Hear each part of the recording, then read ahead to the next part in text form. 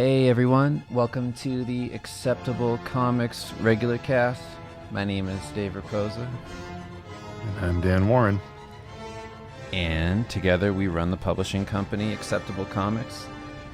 And you can join us every week where we, draw comic pages, and then every other week we have interviews. Today we were supposed to have on Tommy Reffens of Team Meat, creator of Super Meat Boy. I almost said Team Meat Boy. Yeah. And unfortunately, due to the closeness of PAX and everything, it was just too nuts for him to come on with all his deadlines. So we rescheduled for the 16th, which is news to Dan right now. Yeah. It's okay, though. We totally forgot that PAX was this week. I'm actually going up later this week to see some people there. Completely forgot that it was coming up so fast. So, yeah, they're obviously really busy. Yeah, we're not going to, ask Tommy to come on all stressed out. No, it was nice of them to even agree to come on in the first place. Yeah, so we'll talk to Tommy soon. But in the meantime, we're going to get back to our Devilman versus Batman comic. And also, as usual, we're sponsored by ourselves. You can visit acceptablecomics.com today for a free preview of our books. And you can check them out if you want to, purchase them. There's the button you can pre-order. And yeah, we'll actually... we have limited stock up now because we have a side of books ready just in case people are still buying. We already have the order placed for all of them, so when that runs out, it runs out. They're gone. Yeah. Anyway, we love you all. Time to get into comics. Mute that Night on Bald Mountain. As always, if anyone has any questions, topics they want us to talk about, or anything at all you'd like us to address, you can tag us at Steve Lichman in the chat, and I will make sure to read it. Feel free to ask whatever you like, and yeah, we will get to it. So here we go. Back to Char in the Principality of Zeon. Great. I always want to say... Who has turned to desperate means, Zion. hiring a band of Teenage Mutant Ninja Turtles to track down the renegade billionaire Bruce Wayne for illegally activating a Bat-class Gundam. Good memory, man. Violation of space law. Wait, we can't... Violation of space law. Don't worry, we'll get into it. Yeah, we got a long way to go. Got a long way to go. So... yeah, we're going to round out this page. Hopefully get to some inks today. Mm-hmm. And, see where it all goes. I might switch up how I do the inks on this page. Just for continuity's sake. Yeah, we still get the Christmas icons up. Yeah, this is a low-K stram. Low-K stram. I enjoyed that. Look. If you're in the New York area, go check out Miles Johnston's gallery show. Congrats to Miles. I was going to go until I realized it was the night before Easter, and I had to be on Cape Cod early in the morning for family stuff. I'm going to try and go down later this week and see it because it's awesome. It looks like he sent me some photos the night of the opening. It looks like it was totally packed, so super proud of Miles. That's great. If you're in the area, definitely go check it out. Looks like it's an awesome show. And just to, touch on how surreal it is, Miles is a young man. How old is Miles now? Like 22, 3? Something like that. I mean, he was, God. When we did the Golden Boys, he was, 17? Yeah. I started talking to Miles back on the old forums, back when he was like 13, 14, and, yeah, 13, and I was looking for young kids to take photos of and stuff like that. Just like primarily for sex purposes. Hard to get references, young kids. And I started talking to him, and well, just because he was trying to do art, and he really he was posting all the time. Yeah, he didn't, and reaching out to people. He really, you could tell he really wanted to be part of that group. But it's just so cool to see, because back then we used to have the pro by 18 thing. That's what I used to say to him all the time. Right. And we did the Crimson Dagger stuff forever ago. And back when we did the Crimson Dagger stuff, the coolest thing ever was just seeing people become, working artists through studying, just doing their own thing. And that's what Miles did. Like Miles just, you know, broke out. He ended up going to an atelier, and now he's doing like fine art stuff. He's stopped, Hmm. he went in the direction of doing concept art, realized it wasn't for him, and then switched over to doing what he's doing now. And now look at that. Look at that. He has a gallery show in New York. Onion Jr. asks, "Do you have any insight on how Mao built his career as a fine artist? I see a lot of self-professed fine artists try to establish themselves as professionals, but they are pretty much met with only crickets. It's like a three-part mix of networking, skill, and identity. Like the reason Miles works as a fine artist is because all of his work has a look to it that only comes from him. Like when you see it, he's the only one doing stuff like that. That weird, surreal kind of like, everything has depth to it, like faces are cut away or things are receding into other things, or there's like repeated stuff going back in space. Like it's very realistic, but there's a lot of spatial stuff going on, and like he's the only person really doing that. So in the same way that you can tell when James Jean does a piece because everything he does has a look to it, it's the same with what Miles is doing. I think a big mistake a lot of people that get into fine art make is they try to look like other fine artists, or on the opposite of that, all their pieces look different than all their other pieces. So you don't establish this like brand basically. But yeah, I mean, Miles knows tons of people. Going to the atelier, he networked with a lot of people that could help him figure out how to do the gallery thing. That definitely helped. The skill is obviously the most important part because if he wasn't able to do it in a quality way, none of this would work. So he worked his ass off. And then the third part is he made a look for his work that is identifiably his. He carved out his own niche. Yeah, Miles kind of got popular primarily through like Instagram.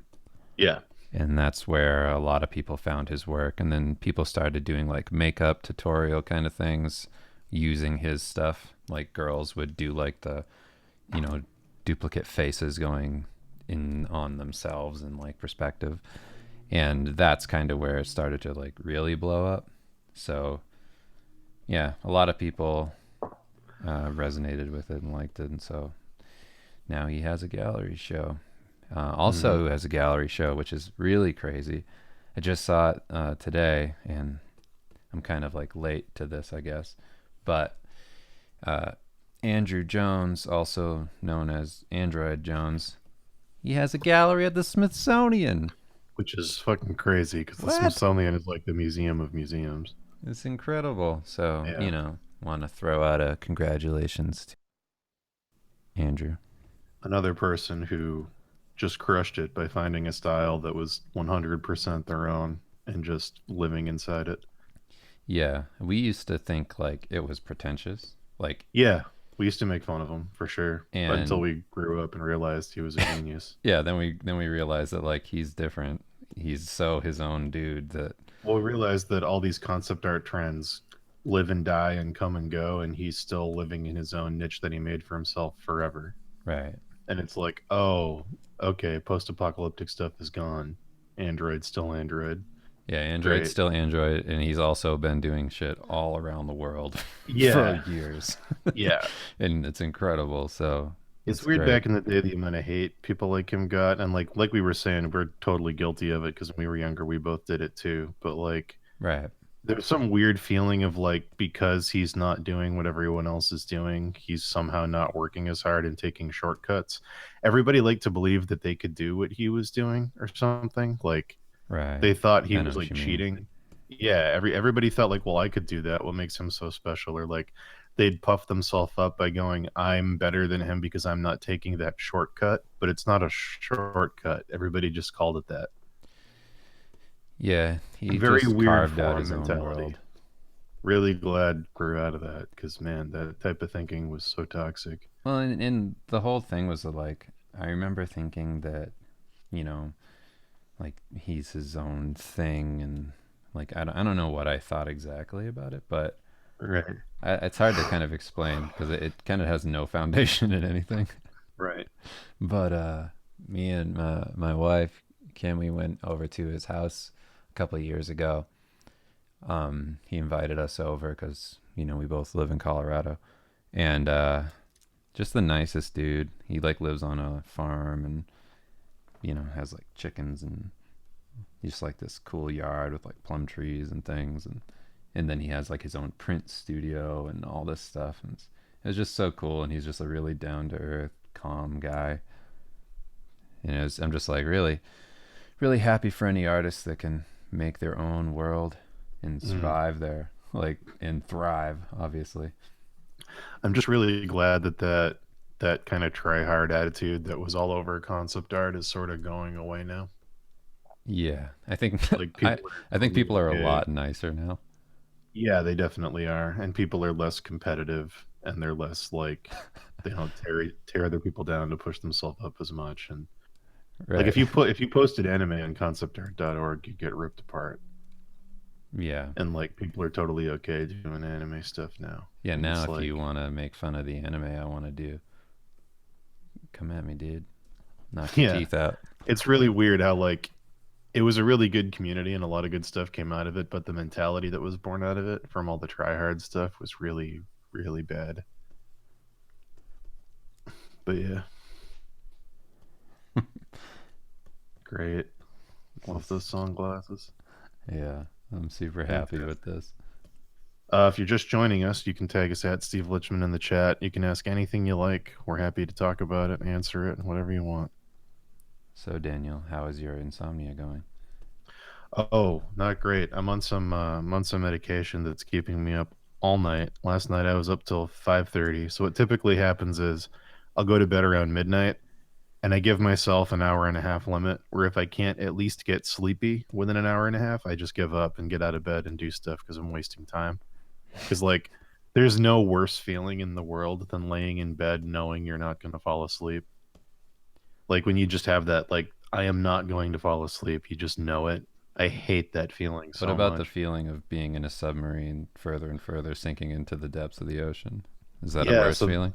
the other night I couldn't sleep. I had insomnia, and at 2 in the morning I decided to watch Das Boot, which is one of my all-time favorite movies. I watch it every couple of years. I forget it exists, and then I re-find it, and I go, "Oh, this movie's so great." There's something incredibly that movie is different at 2 in the morning when you're alone and you can't sleep and you haven't slept in 3 days. That movie's so different under those circumstances where like normally when you watch it you identify with the soldiers because it's a war movie, but that time I identified with the submarine itself where it's sinking lower and lower and you can hear the metal going like and the guy's like it's going to implode, it can't take this pressure, and I'm like yeah, I know how that submarine feels, that poor fucking submarine. If you haven't seen it, it's a World War II movie about a German submarine, See, and that it's was one of a question, one of the questions. Tommy, if you're here listening, that was one of the questions I was going to ask you about if you feel like you're in a submarine being crushed on your new deadlines. mm, it's pretty great. It's great. It's a great feeling. We've been there's been a lot of weird developments with the China stuff with their books in the past couple weeks that have just been making us go crazy. So a lot of pressure. If you haven't seen the movie, highly recommend Good it. movie.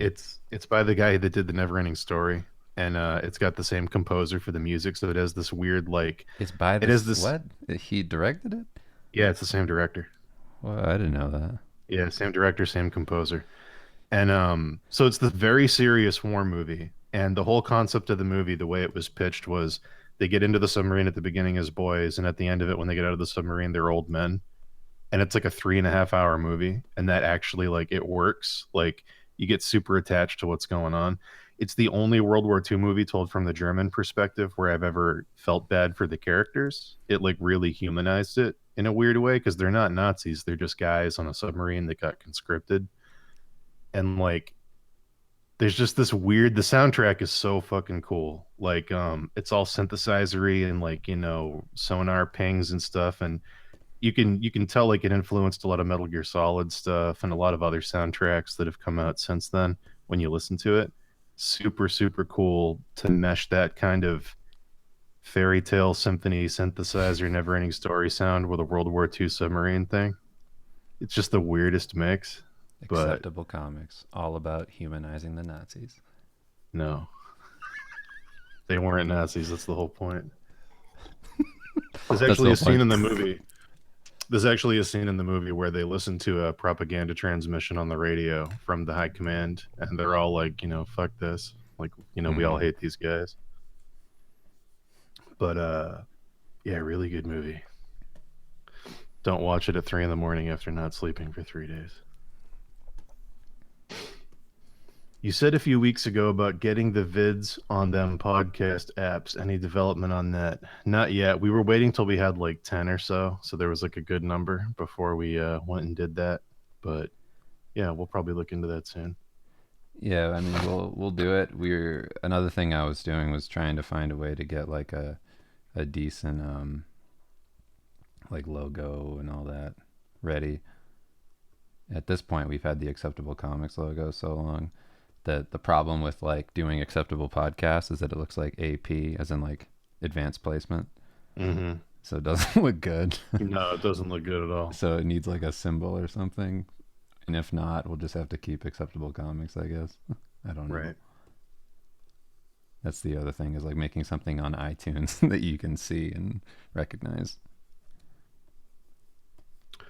I draw spiders. Great name. Says, okay, getting started on heavy stuff at Steve Lichman. One feels burnt out after drawing for so long, stops for like 5 months, feels guilty for not drawing, finally comes back though. What do you think about stuff like that? I think it inevitably have. I don't think I can think of a single person I know who's done art that hasn't not stopped for 5 months, but radically shifted directions at least, where they get burnt out. And like, not everyone takes a long, like a huge break like that. Like, No. if you're doing it for your livelihood, you kind of can't in the beginning because you're not making enough money to afford that much time off. Yeah, But especially if you're just like breaking in, like there's just no yeah, way. I don't know anybody who hasn't radically shifted directions though, where they do something for a long time and then they go, I can't stand this, and then they just shift and do some other style. I mean, that's I can think of plenty of people that I mean the flip side of what you're saying is that like there's a lot of people that you know they they fall apart Right. and but the same thing happens forever. They just keep doing the same exact, you know, same exact work that they don't like. Yeah, I feel like if that's happening and you like are taking that much time off from it, identify what you're not enjoying about it. Because like, Yeah. if you hate it that much, then you shouldn't be doing it. Like, identify with what you enjoyed about art in the first place and try to figure out what isn't being satisfied in what you're doing now. Because if you don't enjoy it, there's no point in doing it. And go get another job that you enjoy. Like, there's nothing romantic about just doing something you hate. It's not like the tortured artist meme. If you don't like it, don't do it. But that being said, identify what you don't like about it and try to figure out if you can get back to enjoying what you enjoyed in the first place. Also, figure out what you don't enjoy, as in, if you don't enjoy working hard and being disciplined, Mm-hmm. then that's different because you need to be disciplined and you need to be able to work hard in order to do Sure. something like this. Like if your idea is to do it for a living, then like you need to be able to even when like a job is hard or like you feel burnt out, sometimes you do just have to bite the bullet on that and Mm-hmm. like find a way to just give yourself your own little breaks, for you, like in your artwork, stuff that you do on the side or something. Mm-hmm. Because being able to get through a job, that's important. But to do work for yourself, yeah, always kind of like figure out, if it isn't just I don't like studying, that kind of thing, then yeah, take breaks, switch it up, find ways to enjoy it. Extra context to that is that he's trying to get into freelance while paying bills with a regular day job. So part of why you might be feeling burnt out is that you're just stretching yourself too thin, because having a regular job and also trying to build a portfolio good enough to get freelance is an incredible amount of energy. Yeah. That's just a lot of work, but you can definitely do it. I mean, we both did it, so totally do it. It just sucks. Try to I think a big part of that is having a clear destination. Like, identify the jobs you want to get. Don't just use freelance as a nebulous term. I'm not saying you do, but a lot of people do. So I'm just saying it.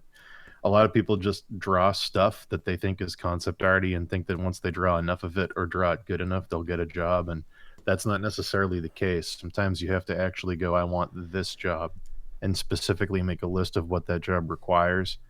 And then, like, if you build a list of stuff you got to do, you'll be more motivated to finish it because every time you finish something on it, you can check it off and have that satisfaction of I'm making progress towards an identifiable goal.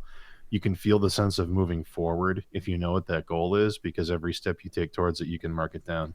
If you're just drawing for the sake of drawing to hopefully get better in quotations and eventually get a job, whatever those mean, it's super easy to get demotivated and to stop doing it because you have no sense of direction.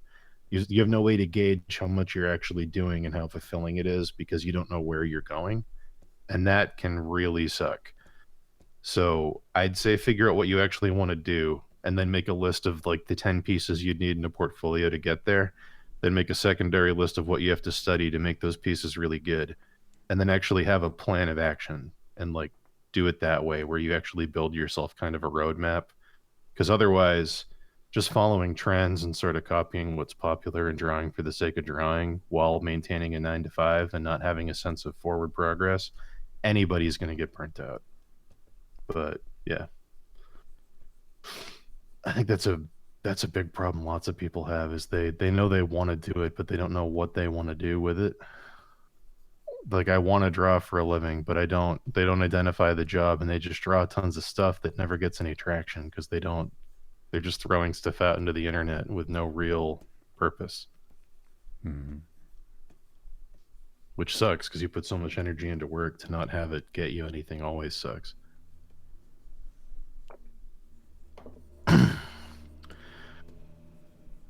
Do you have a tight schedule that you stick to every day nowadays, like a routine? Having problems with productivity lately? I did until I went on this medication. Now I have a new one. until I, until I stopped being an insomniac. Mine used to be start work at 9, take a break at noon, go back to work at 1, work till 4, go for like a 2 hour walk or to the dog park till 6, do personal stuff or like answer emails or whatever side thing I got to do till like 8, and then stop working at 8 and then wind down and go to bed at like 11:30 or midnight. That used to be pretty much every day. Yeah, What are you on? I have a schedule where I work. Um, I mean, it's been less now just because we've been doing kind of weird stuff. We've been doing a lot of like, uh, Stuff for for clients, lack of a notebook better stuff. word, nebulous tasks. Mhm. And it's just, it's a little harder to kind of like gauge time work wise because it's a lot of like emails, a lot of, Yeah, you waiting know, for people to approve things. right. So it doesn't feel like you're working. Like it's not the same kind of work that I would normally do.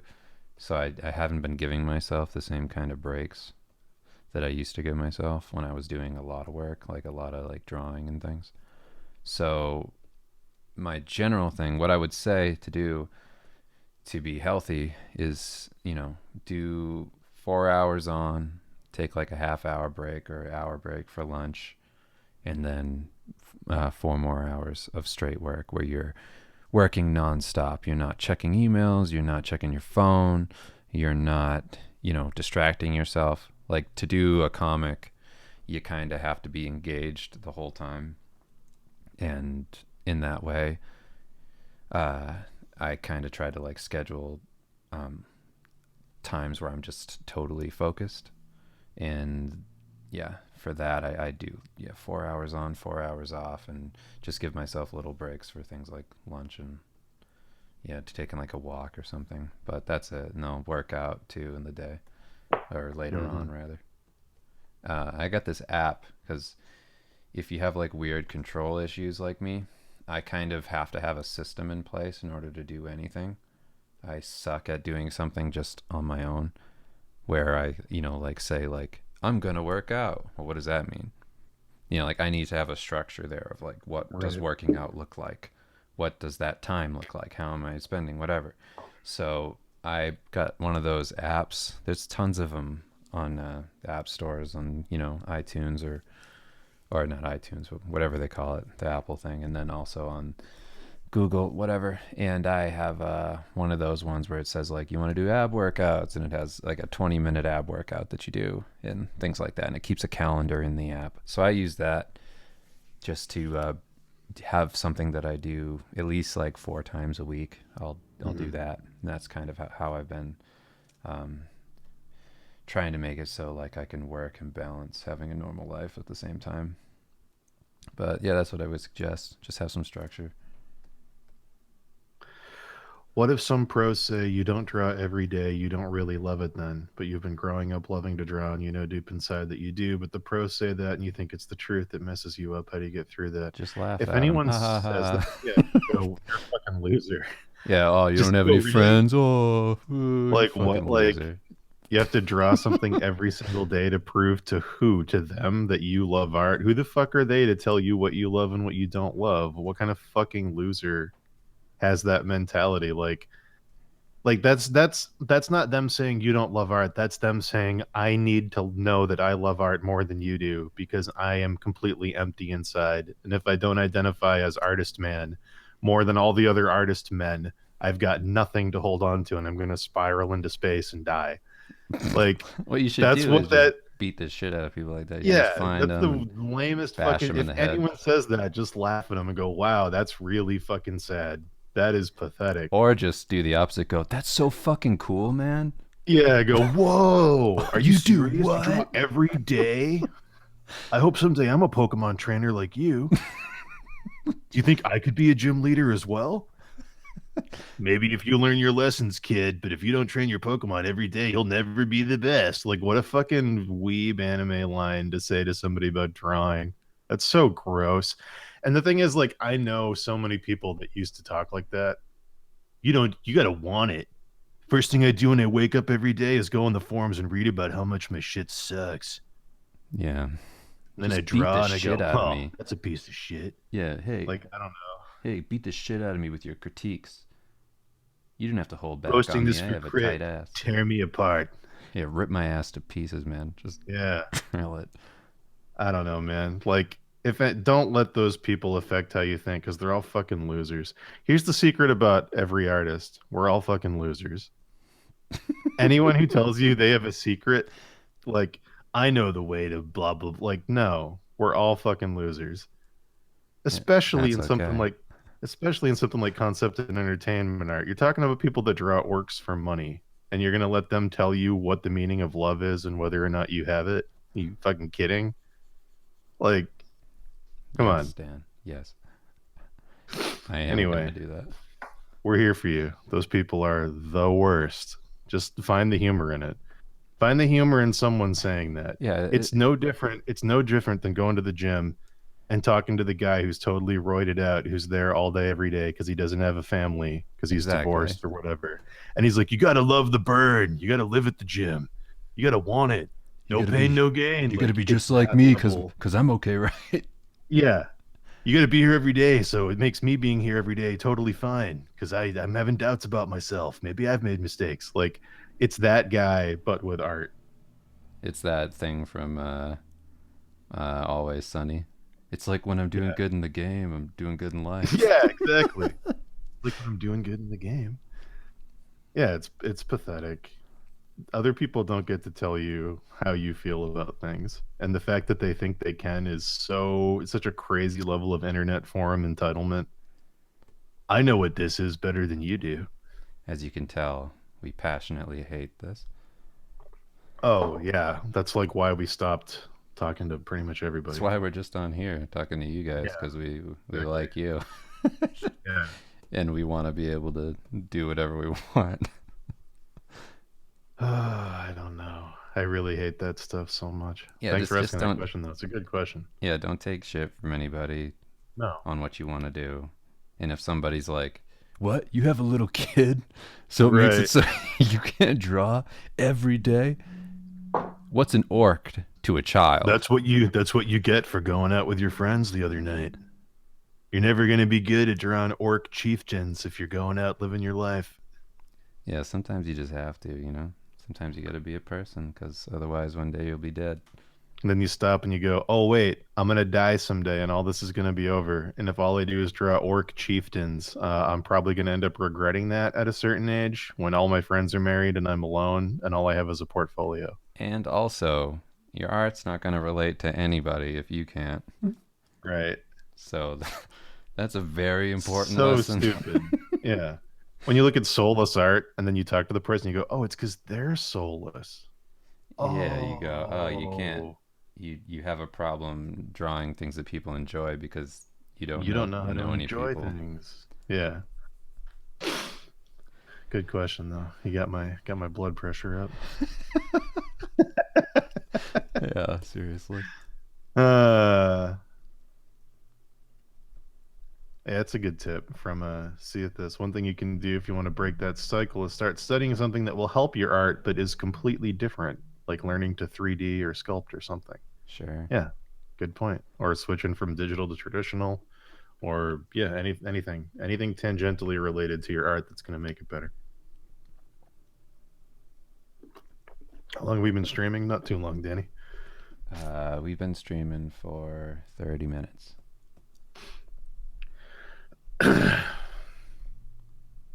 If you're designing a character that uses weapons or any other props, do you design the props first and then draw the character using the props, or the other way around?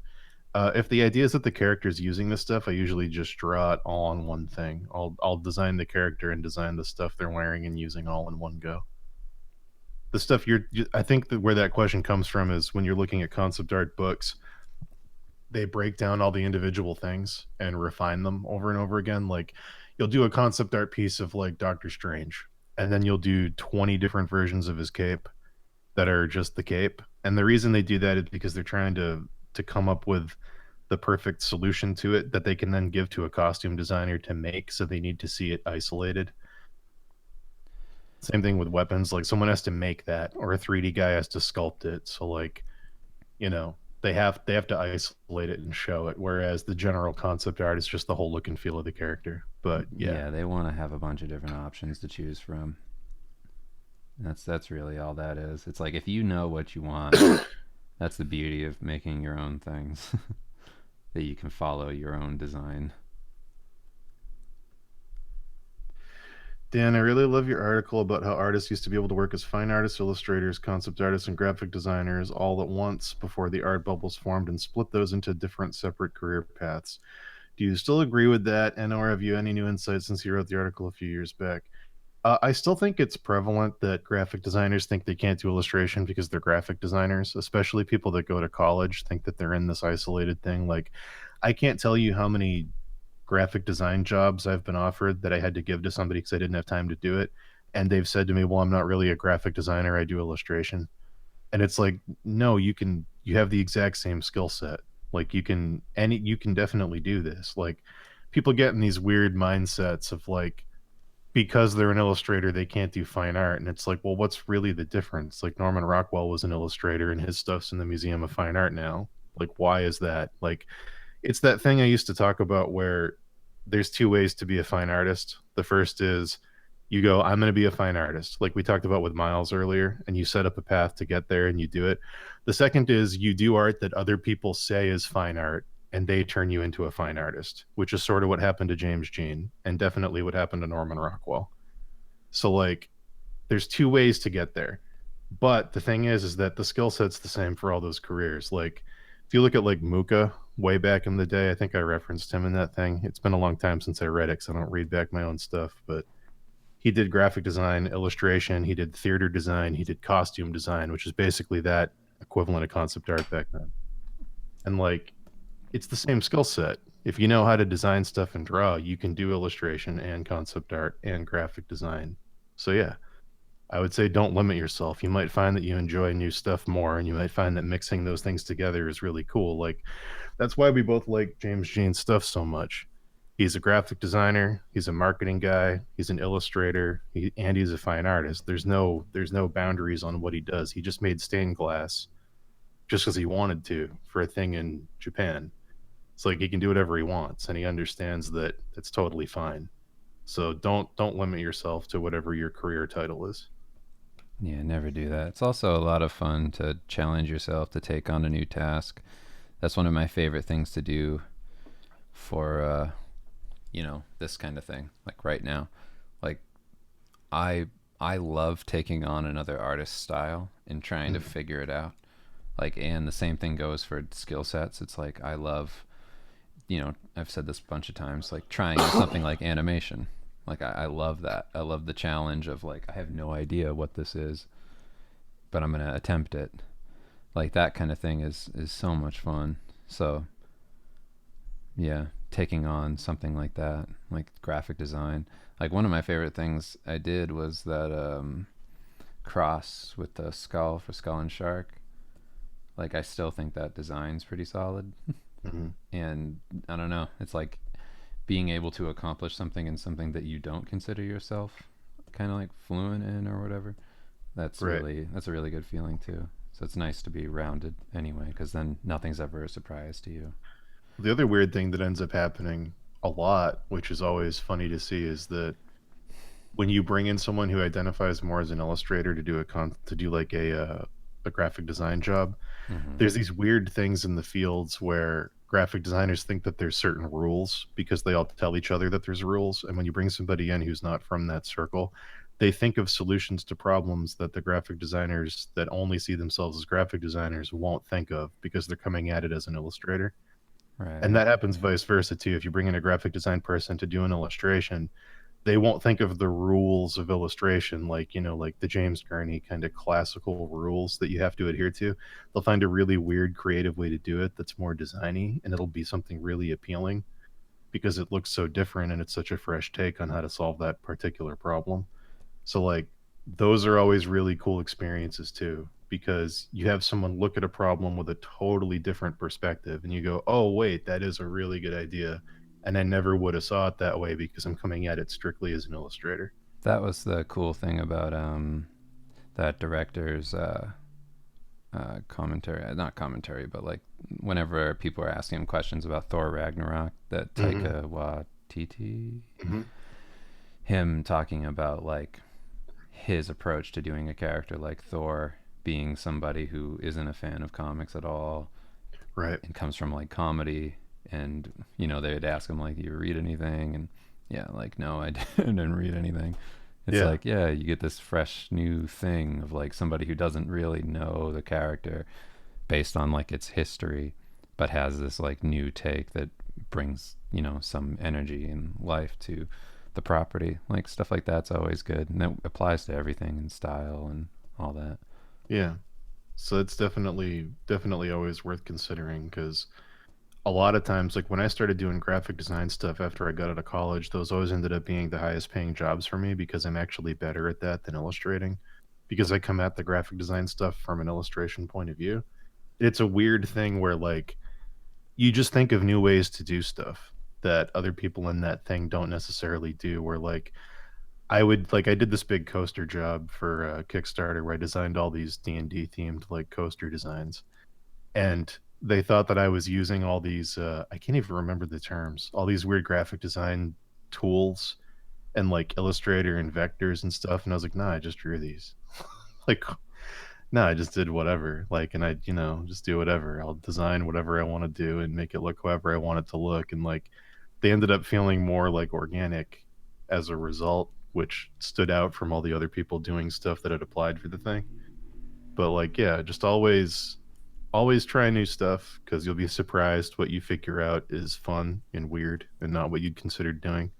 Yeah. Also, just on that note, not to just like drag this on forever, but when I worked for movie poster companies doing advertising, one of the most surprising things was that pretty much, I don't know, it was maybe there were a couple people, but like from what I understood, there was like hardly anybody on their staff that could actually paint and render. So I ended up getting like all the jobs where you had to paint, monsters and things that weren't there. So they like depended on me because I Right. had that illustrator, realism, painterly, whatever skill, It's the and problem we they used would to use talk that for about. me. Yeah, it's the problem we used to talk about where like if you hire people that only know how to photo manipulate, what do you do if there isn't a photo of something you need in the poster? Right. You have to Yeah. hire someone who can create something from nothing, which photo manipulation skill set doesn't allow you to do. Yeah, so it basically allowed me to like charge more, I had like this special skill set that they didn't have, and I was unique in that way, so I ended up getting a ton of work, and I worked like every day on that kind of thing. It was great for, money wise.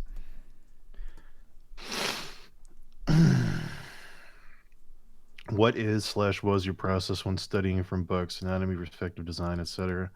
I used to do the Loomis books page by page, and what I'd do is I'd copy this stuff on the page like 5 times, and then I'd close the book and try to do it from memory a few times, and then open it and compare. Yep. That seemed to work pretty well. Yeah, I would do that. I would do a lot of application studies, doing like, you know, something from the book, something from your head, and just like rotating like that.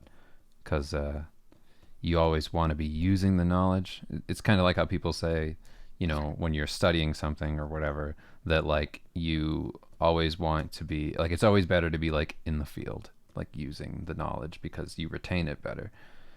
It's like that. So like when you're doing studies, you want to make that happen on your own, just be like, okay, I'm going to do this and then I'm going to apply it like this and I'm going to do this piece or something. And that'll be like how I bring it into my stuff and, retain the knowledge so that I'm not just like doing these things mindlessly and copying stuff, because that ends Mm. up being a huge problem where you just copy things and then you forget, you know, like it's kind of like if you read a book but you don't tell anybody about what you read, you're kind of going to forget it over time. Like if you're not using that knowledge for anything. So, yeah, that's always the thing that helped me the most. Adrian subscribed with Twitch Prime. Adrian, what We the love you. fuck? We love you. Thank you. Thank you. Thank you very much. Beautiful. Jackamak says, on the drawing every day, I feel the same way about video games lately. I love them, but I haven't felt the desire to play almost at all the past few months. Yeah, I think it happens with everything. I have this weird thing where like I mean maybe everybody does this, maybe not, but I'll like see a game I want to play and I'll just buy it and never play it. Yeah. And I do that so many times cuz it's like I do want to support them. I have that problem with books, especially on Kickstarter, where I go, I want to support this project, and then I support it, and it shows up in the mail, and I just never really take the time to appreciate it. Yeah, like I have so many games and I just don't care. I Like try to I I like them, but usually yeah. I play like two a year. Like this year was Monster Hunter and Nino Kuni, and I think I'm done for the year. Yeah, I get Like, this weird guilt thing where ever since we started doing books, I just go like, there's just not enough time. there's not much time. And like, of course, I want to like still be able to like relate to people. So Mm. I'll watch everything on a game. Like, I'll watch like all the, coverage of something and reviews and all that. So like, I know everything about it. I know like what happens in it. But I just, I don't know. I'd rather be doing what I'm doing right now. Mm. Like, this is way more rewarding than playing a game. Yeah, Yeah, I read. Like that's kind of what I do instead of games now. Just read books. it's mostly like there's a certain point where I realize I just don't enjoy most games. Yeah. Like I used to play them just to have something to do, and it's like, wait, this is just a huge waste of time. So now it's like there's a couple I want to play usually in a year. There's not that many. Sometimes there's none. But like, yeah, I don't know. I don't like play stuff. Like I had no interest in playing Battlefront. Like I hate games that don't have an ending. That's never been appealing to me. Like I think Monster Hunter's the only one I've ever been into, just because it's ridiculously fun to play with other people. Yeah. My list always ends up being Nintendo games. Like I'll play Yeah, pretty Nintendo much. games and that's it. Yeah, Cuz Nintendo games don't feel like I need to be invested the whole time. I think last year the only two games I played were Mario and Zelda. I think that was it. So it's like, Well, and like the Souls games. Like those are just those are great. Yeah, awesome to look at. yeah, those are actually like inspiring to look at and make you want to do stuff. Mm. Let's see. What is the meaning of love? I don't know, Dave. You'd know better than me. What's the meaning of it? Sure. Like, why does it exist? I don't know. So that you don't kill people. Sure, there you go. That's a good answer. I mean, right? Otherwise, we wouldn't. Yeah, we wouldn't be a species. You need the counterbalance to constant murder. JJ4124 says, "Fun fact: Dave had a cat named Mr. Delicious." That is true. Yeah, that is true. Also had a cat named Captain Cuddles. Mm-hmm. Ty Grenier just subscribed with a tier 1 sub 22 months in a row. Oh, we love you, Ty. Thanks for the tier 1 sub. Don't know what it means, but we love you, and it must be better than the normal sub. It's tier 1. Tier 1 imports. This red dog says, demystifying art is so helpful in actually learning art. Yes, that is 100% true. Taking away the weirdness of, like, I don't know, just taking away the what would you call it? Ego. Like back when concept art was a thing, and every time you logged on, you saw all the pros at the top, and immediately you weren't one of them. I mean, I would say ego. I don't know. Yeah, Taking the celebrity away from it, yeah, or just I don't the know. like whatever the term is for the intimidation, I guess, taking the intimidation out of art. I don't know. I had the opposite effect. Like I liked it in a way where for me that was positive back then. Where Sure, like I always had the attitude of I'm definitely gonna be better than that. sure. Like, just believing in yourself, that kind of stuff. Good old fashioned self confidence. Yeah, so I kind of liked having the like leaderboard thing like up on the top. Like I could do that I shit. think I But think yeah, the big positive of the leaderboard thing for me personally wasn't that. It was that I could meet those people in person and realize they're just people. right. It's like it was kind of intimidating at first on concept art, but then when I went to the first like meetup workshop thing and I met everybody on that bar and they were just normal people, I was like, "Oh." And then it was really positive because it was like, "Okay, these people aren't like weird gods. They're just normal dudes that eat at Subway." And like, I don't know. It's just like, okay, yeah, a bunch of these guys are losers. A bunch of these guys are totally normal. Like, that first time hanging out with KK was like super positive. So I was like, oh, he's just a regular nice guy What who you can just have a conversation with. I love I listened to that Tom Segura stand up, the newest one again, Hmm. and he was talking about how he lost a bunch of weight, like he lost 50 pounds, Hmm. and people were saying that like because he did it, like they felt like they could do it, and he was Hmm. like, well, I don't know, look at me up here right now, you think you could do this shit? What are the chances you can lose 50 pounds?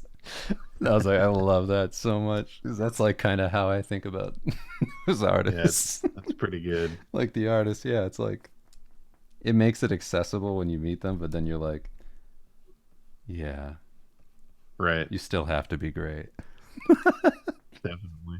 Like you still have to be pretty awesome. Like Marco Derjovic, like meeting him was like, oh fuck Yeah, me. he's Watching just him draw a yeah, thumb, I was like, I'm gonna he's just fucking. incredible. I remember watching him draw a thumb and just being like, fuck. Hmm. How the fuck do you just draw that thumb so perfectly? That was a crazy feeling. So it's like it's both worlds where like if you ever see like skateboarding videos in 60 frames per second, you start to realize how real it is. Right. Hmm. And it's like the same thing when you meet an artist in person and you see them draw, you're like, "Oh, Isn't it it's weird that effortless." like Marco and Wes are like two of the only dudes from the old leaderboard that are still just killing it with what they used to do? Well, I don't know cuz it depends. It's like do we see the other people, just cuz they're like working all the time? I don't know because they like I haven't seen anything that Jason Chan has done in a long time. He Like did a bunch of Dobsky stuff. kind of switched to fine art. Yeah, Dobsky definitely switched to fine art. Koro is doing his. I don't know what he does besides his personal paintings, but his personal paintings are fucking nuts. Yeah, his paintings are insane. But they're not concept art. No.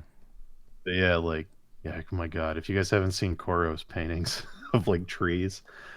Oh man, those are fucking nuts. But yeah, yes, we do still have the Santa icons. Who are some good artists to look at for graphic design? There's Mooksta, tons. I the, mean, the there's Mookster. yeah, Muka is the kind of beginning of all of that. James Jean, obviously, who we talk about, does a lot of graphic design. Hmm. Will Pogany is really good. A lot of his book illustration stuff leans heavily on graphic design. That stuff's really cool. Um, There's that artist, that Japanese artist, Orai. oh yeah, his stuff's great. He has a lot of like design elements because he like sections off pieces, kind of like how Drew Struzan does it, but a Yeah. little different. Look at the storybook stuff that Ivan Bilibin did, a Russian illustrator who is basically a graphic designer. That stuff's really cool. Super influenced. If anyone knows Jake Wyatt and his Necropolis comic on Tumblr, huge influence from Bilibin and the Russian storybook illustrators, where you kind of like design a frame and then put the illustrations in vignettes that are cut out of the frame. That stuff's really cool. Um, Man, I'm trying to think. I have so many saved that I just don't know the names of. But yeah, good stuff. I've done a few graphic design commissions as an illustrator. Yeah, you can come up with stuff that clients like. I just don't enjoy a lot of graphic design as much as illustration. Yeah, it's different for everybody.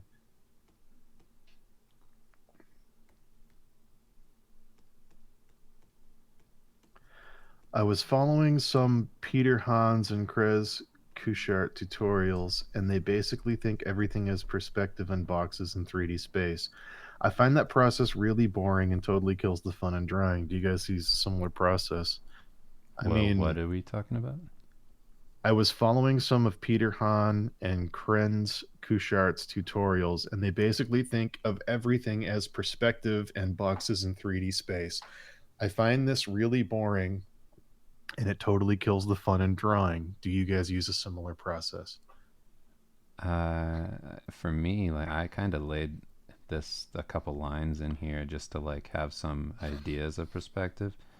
Yeah, But perspective is perspective like is kind of a subjective because you can do a lot with it. You can imply perspective, and then also there's like all different kinds of perspective that aren't really real. I mean, perspective's mhm, not really real, but also you can do like fisheye. You can do yeah, altered kind of things to emphasize movements, and you can get unrealistic with it if you're trying to like push an idea of like a feeling of perspective rather than realistic perspective.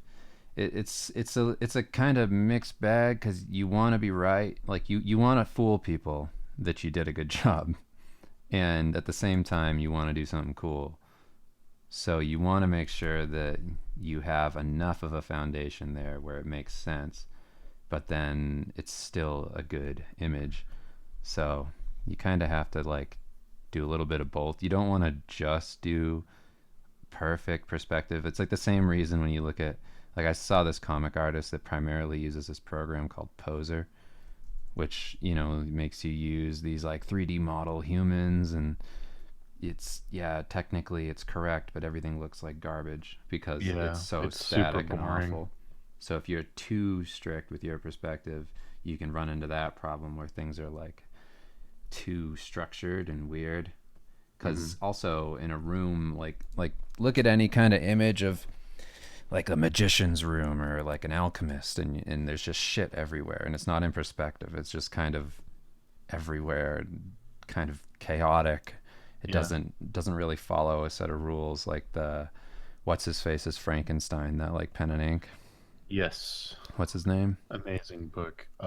Fuck, what is it? It's right on my bookshelf.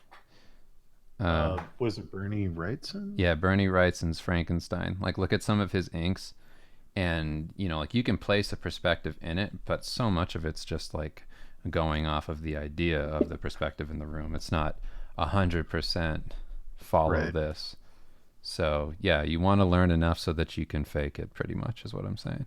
Yeah, it's an illusion. All illustration is like as long as it passes as acceptable when people look at it, they go, "Oh, that makes sense as a room." That's really like the purpose of it. Yeah. If it starts to feel like you're going to math class and it kills the fun, then take a step back. Mm-hmm.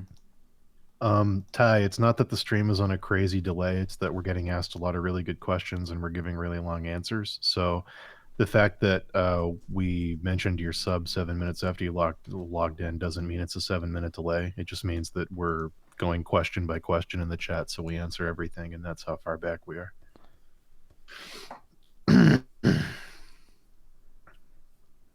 Yeah, there's like a minute delay probably, or like a Yeah, half a minute. usually like 30 to 60 seconds.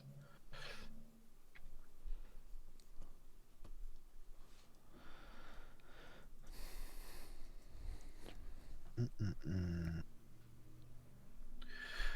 Fan art is a waste of time and skill and does not count as art. True or false, and why? Well, obviously false. I mean, look at what we're doing. Also, every job that you work for another client.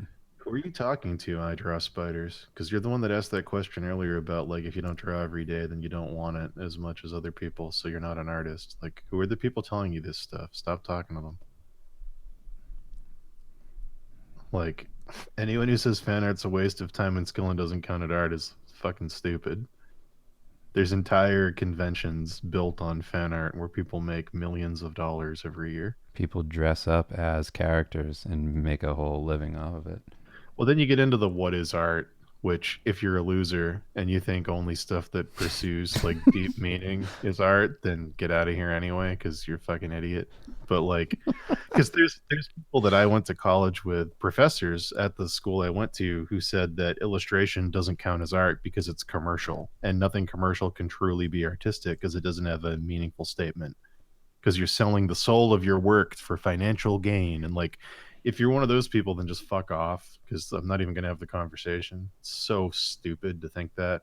That's just people that aren't making money jealous of other people making money with the same skill set, trying to put yourself on a pedestal of I mean more because I make less. You have to justify the fact that you're not making as much money by trying to pull other people down and calling them commercial whores. It's like there's a lot of that in the college atmosphere of people trying to justify their own failure by saying they were deeper and more meaningful and their stuff had a statement and that's why it was too risque. I'm so provocative I don't make money. I'm not a lowly illustrator like you. That's not art. That's just a paycheck. Like if that's the people you're talking to, then just cut them out. Like that's so stupid. Of course fan art's art. Art's in the title fan art. It's right there. It's right after the fan part. Fan art. And the disconnect is, it's like if it's an artist who works commercially saying that, like you're talking to people that want to then work for clients that are, asking them to draw Master Chief. And what Yeah. is that? What's the difference between that and fan art? It's a paycheck. That's it. Yeah. Well, the catch 22 for that I used to use when I was talking to those losers when I was in college was, do you consider the art made in the Renaissance art? And they'd go, oh, yeah, of course. They were the masters and everything's built on that. And I go, okay. They were commissioned by rich people for paychecks to make art of characters from a popular book, the Bible. So it's illustration. They were illustrators. They're illustrating the Bible, which means that Michelangelo was technically a fan artist. Yes. And then they start to tie their brains in knots and they lose it because they can't rationalize those two things. So it's the exact same thing. Like Gustave Doré was an illustrator. He illustrated the Bible, Dante's Inferno, Don Quixote. He's also a fine artist. He's definitely an artist though, and that's definitely art. Doesn't matter that he got paid for it. But yeah, God, I hate those people. Just don't let people constantly try and put you in a box for whatever you do. You can do anything you want. It's like if you like doing something and you're decent at it, then fuck everybody. Who cares? Just Mm-hmm. do what you enjoy. That's always going to be better. Mm-hmm. Do you guys used to have problems or anything with communication with your first clients? Communication is the thing that worries me the most about freelance jobs. I personally didn't. No. Um, I think the big thing people run into is that they end up treating clients, especially early on, like there's some sort of like gift from God, and they treat them way too special. Like, Or let them push you overly, around. yeah, overly polite and fake, and letting them do whatever they want and not charging for revisions and stuff, and just letting yourself get pushed around because you're so grateful to have the job. Like, just treat them like normal people, because that's what people respect. Yeah, and they're hiring you for a service, so you know, do the service and treat it like you're a vendor.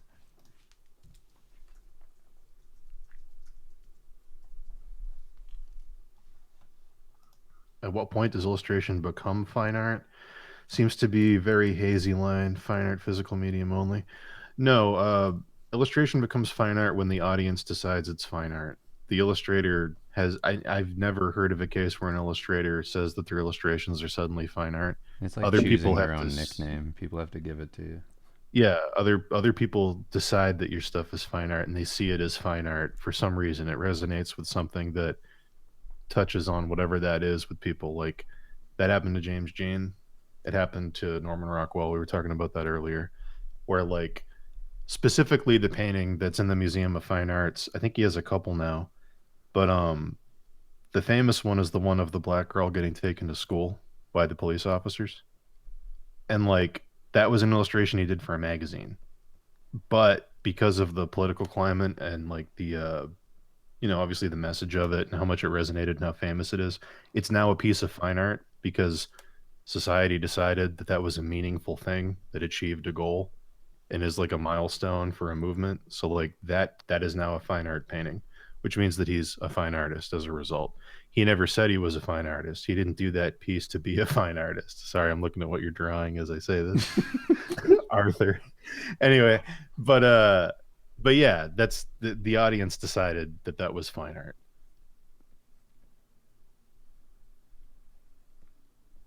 But yeah.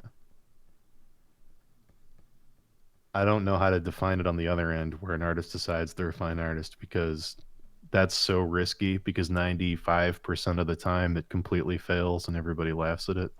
Yeah, just don't say you're a fine artist. Just do Yeah. things that you like to do, and hopefully you turn into something.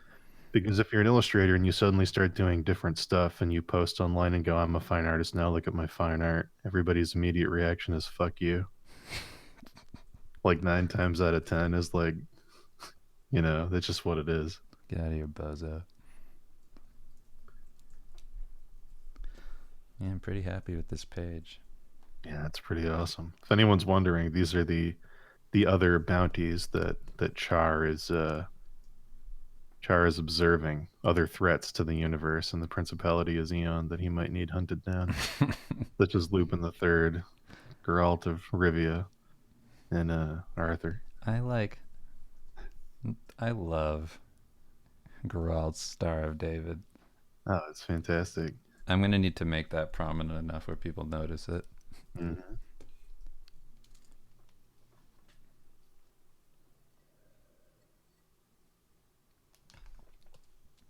Was it the Meta Barons comic that was entirely in pose or like 3D models? I don't know because there's so many different Meta Barons things.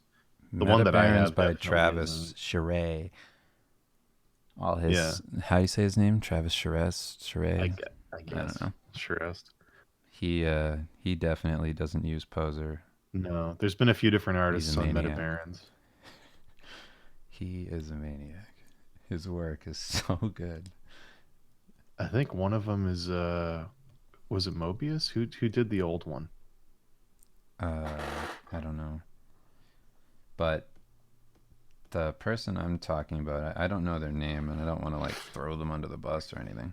Mhm. Obviously it's just my opinion, but they did. They're doing some like new Batman run.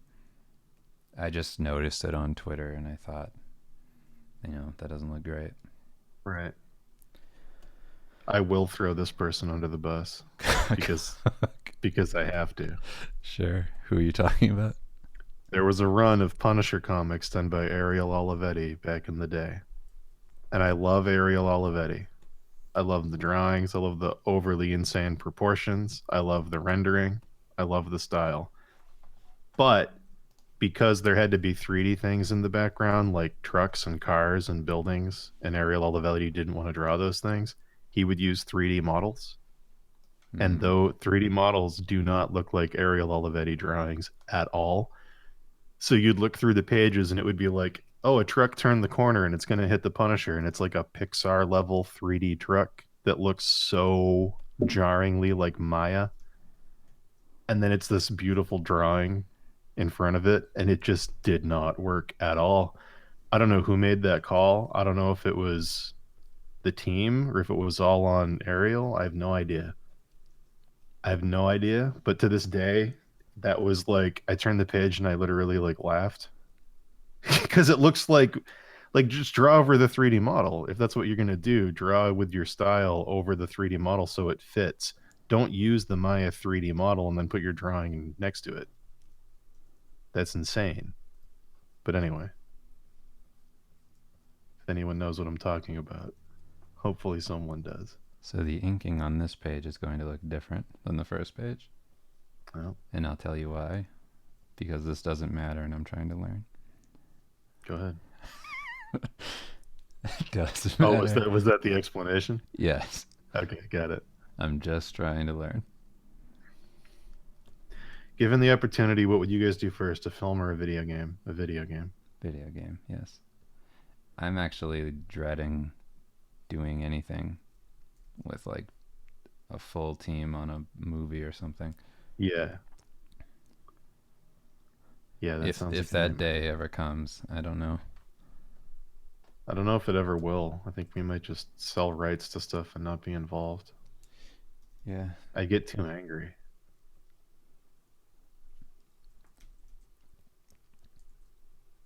I'm Yeah, we'll too much figure of it a out. control freak. I'm just way too much of a control freak. You mentioned James Herron last time. Do you know similar comic artists? His stuff is dope.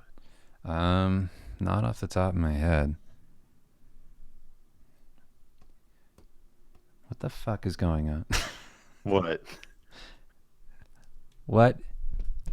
What's happening? I don't know. This stupid program. I Draw Spider says all that stuff he was referencing is just stuff he's been hearing for some years and it started getting annoying. Yeah, just tune it out. Those people are stupid. It is annoying. I They're all agree. miserable people. I used to hear the same shit, and it's like, just let people have fun, you know? Like, just Yeah. let people enjoy what they do. If they want to do something that's not going to be commercially successful, then let them go for it. Who cares? It's like, if people want to throw their entire career away and just like have fun and fuck off, then who cares? Mm-hmm. It's fun. This doesn't mean anything. What's happening right now?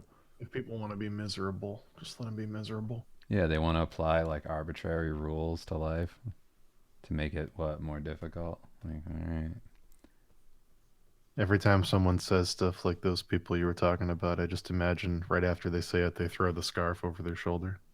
yeah, Fan art's not real art, not like my art. not They like my throw boring art. throw the scarf over their shoulder and turn away in their pea coat. Fuck you. Anyway, No offense to people who wear peacocks. no, I have pea coat, but a pea coat with a scarf with that sentence. You can't have all three. You can have two of the three. You can't have all three. You Rule of can't three say is you that. gotta have all three. You can't. Hey guys, I want to get out of the comfort zone doing too much line art and improve my rendering / lighting for illustrations. Any suggestions of studies or exercises I can do in order to apply in my personal works? I'd say direct lighting studies from reference, like right in front of you, is the best because you can move the light around. Like whether it's a clay thing you actually sculpt or you get some cool posable figures with good anatomy, like direct reference lighting is a really good way to study that. Film stills are good too if you want to do weird creative lighting that you can't like recreate on your table. Yeah, just what I used to do is take a desk lamp and turn it on and just put fruit underneath it and then paint it in Photoshop. That's it. And that was enough for me. You also don't need any like tools That's the other thing is that people try to like plan ahead. They like buy all of the things they think they'll need, Mhm. and you don't want to do that because that's No. just you doing something arbitrary to, you know, put it off. You can paint a really convincing knight in armor using a spoon out of your spoon drawer. Yeah, you really don't need much. It's just like set up like a lamp on your desk, get some fruits, a mirror, get like fabric, wrinkle up a shirt, put it down there, just play with different lighting scenarios. You can figure it Onion, out. Onion Jr. says, do you guys have any recommendations for very long form stuff to listen to while working? I'm going through the game trailers retrospectives right now and loving them. Those are the top for me. There's nothing I do better work to than those. Those are like the perfect mix of music, nostalgia, good narration, information. They're super long form. Like those kind of hit everything for me. There's other stuff, but it's all subjective. Like if you like history, there's history stuff you can listen to. If you like comedy, there's lots of comedy podcasts you can listen to. But it depends on your what you enjoy. Yeah, I listen to a lot of um I mean right now I listen to a lot of music, which is weird cuz Yeah. that's usually hard for me to do. Unfortunately, it's over. I won't get into the details of it, but like my favorite podcast ever was The Biggest Problem in the Universe, which was a podcast with Maddox and this guy Dick Masterson. And there's like 108 episodes, and if you haven't listened to those yet, that's a really good couple weeks of material to listen to while you're working because there's so many episodes and they're all really long. But the premise is both of them bring in what they think is a problem, and then they argue about which one's a bigger problem, and then the audience can vote on who made the best argument, and then they address it in the next episode when they bring in more new problems. And it's super entertaining and really funny. Like there's no bad episode of that. That's a really good one, but it does end after 108 episodes. Which is a lot. Um yeah, it's a lot. The game trailer stuff is pretty fantastic though. They also, once you run out of the game trailer stuff, they've done a couple of retrospectives as Easy Allies, which is the same group under a new name, because Game Trailers was sold by Defy Media. So if you look up Easy Allies, they've done a Deus Ex retrospective, and they've done a Souls retrospective of Demon Souls, Dark Souls 1, 2, 3, and Bloodborne, which is about an hour and a half. So those are good too.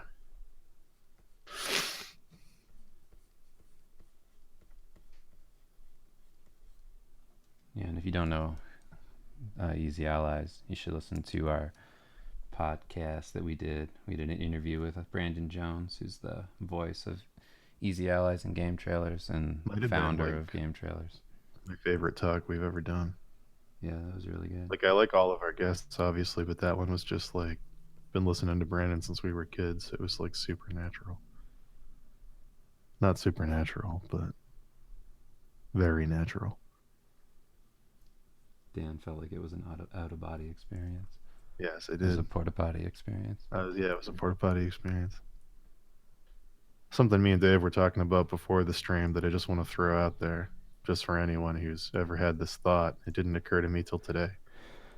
They never say what age the Teenage Mutant Ninja Turtles are. They just say they're teenage. So, like, what if they're all 13? And how fucking weird is that with, like, April being an adult woman? And, like, they never say they're 18-year-old Mutant Ninja Turtles. They just say teenage. So now that I'm thinking about it, it seems like they're all 15. That seems like the right age. But that's so weird because I never thought of that till now. Yeah, it's gross. It's terrible. Like, what if they're all 13-year-olds? Anyway, Bogsloth says, I love the real talk about what is art. I fucking hate seeing that shit. If someone wants to make a living on cat tits, that's their life. Yeah, I totally agree. Make that cat tit money. Agreed. Twitch streamers aren't real artists. That's true. That is true. I think if anyone ever gave me the title of real artist, I'd want to kill myself. Like if someone said, you know what, I really appreciate what you do because you're a real artist, I think I'd shoot myself. I'm just gonna I start don't know. calling myself a real artist. Yeah. Something about that, the real, putting the real before it is just so cringy. I don't know why, it just is.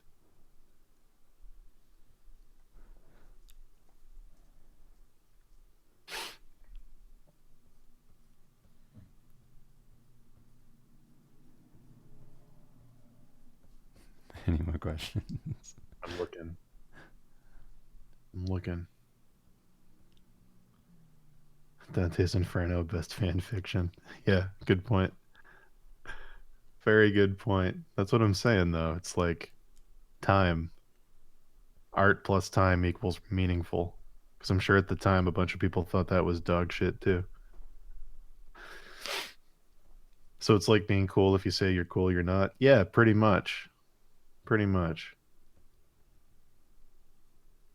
Would you guys do a run through about what shit noob artists shouldn't do with clients? I know I'm doing things wrong out of being ignorant and naive, and I've just realized how fucked up that can get.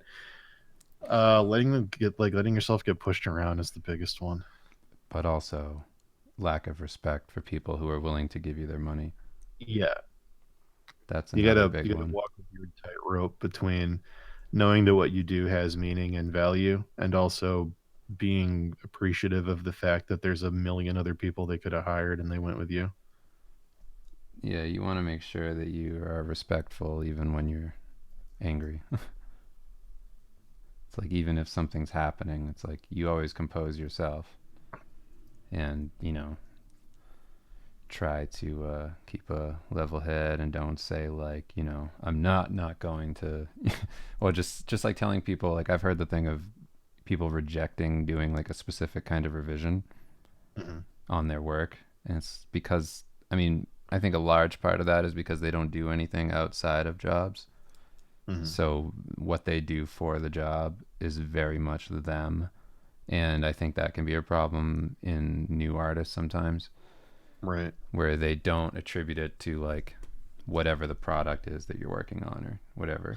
Yeah, I had that problem when I started working for Pathfinder originally, where I would get really frustrated with the revisions because I thought that it made the design worse, and then I had to step back and go, "Oh, wait, though, this is for their thing. It's not for my thing, and they know what that is better than I do. So I guess just go with it." And even if it's going to be bad or, if it really is a bad decision, it just doesn't matter Right. because it's not your money. They're the ones putting themselves out there and taking a risk on you, Hmm. and they expect to get something from you. So, In res- save it for your own work. in response to our feedback on the art bully stuff, I Draw Spiders says, "Easy to say though, at Steve Lichman. I'm 22, so I have so much to learn and live through yet, but I consider myself pretty confident all around and usually don't give a fuck about other people shitting on me. But because of reasons, I live in an area that looks at you sideways if you say you want to be a comic book artist until you die. And after some time, it starts to get to me. This is where I'd connect to the other thing about getting burnt out. So if people don't understand that you want to do that and they don't respect that you want to do that or they don't think it's possible or they think that makes less of you basically, don't tell them. Like there's no reason to have to walk around where you live and tell people that you want to do comics, and if they ask, just phrase it a different way. Just say that you want to do marketing or something, like, because there's different ways to say that you want to be a commercial artist. You don't have to use the term artist because that's usually if people are being really judgy. Like if you're from like a really like sort of, I don't know what it would be, Small town. small town blue collar, like where me and Dave grew up. Like if I told the guys that worked for my parents' company that have been working in sewer tunnels their entire life, literally, like when I was a kid, like I'm gonna be an artist, like they're like fuck you, like like because it's automatically pretentious to some people to attach that word to yourself, like we were talking about earlier. But that doesn't mean you're wrong. That doesn't mean that you shouldn't do that thing. And it doesn't mean that they're right for judging you. It just means that number one, maybe don't tell them, because talking about yourself to some people always comes off bad, no matter what you say you want to do, because it comes off as self centered. And number two, just phrase it differently. And number three, who cares? Because once you do the thing you're going to do and once you move away, none of those people are going to matter. You're not going to be in that area forever. And number four, you don't live in that area. You live on the internet. All art lives on the internet. The internet is the country you live in now. So like talk to other artists, talk to other people doing stuff. All your clients are going to be on the internet. They're not going to be in that town. All your peers are on the internet. So you're a citizen of internet, not that town. So it doesn't matter. It doesn't matter what those people say. You're not a dock worker or wherever you live. It's not relevant. It's fine. You don't need to attach meaning to what they say just because they're present in your everyday life. Yeah, we're both from a place where people think it's shit to be an artist. Oh yeah. Like where we don't come from like a city or something. We come from a No. small town. That farms cranberries. Yeah, the farm's cranberries, and yeah, there's only like 100 people in my class, Yeah. and yeah, like nobody cared about art. Nobody did anything with art. So we totally get that, but yeah, like Dan said, you just have to do it because you want to do it. Yeah. Because if I that's mean, something that stops you, then that's also kind of a problem.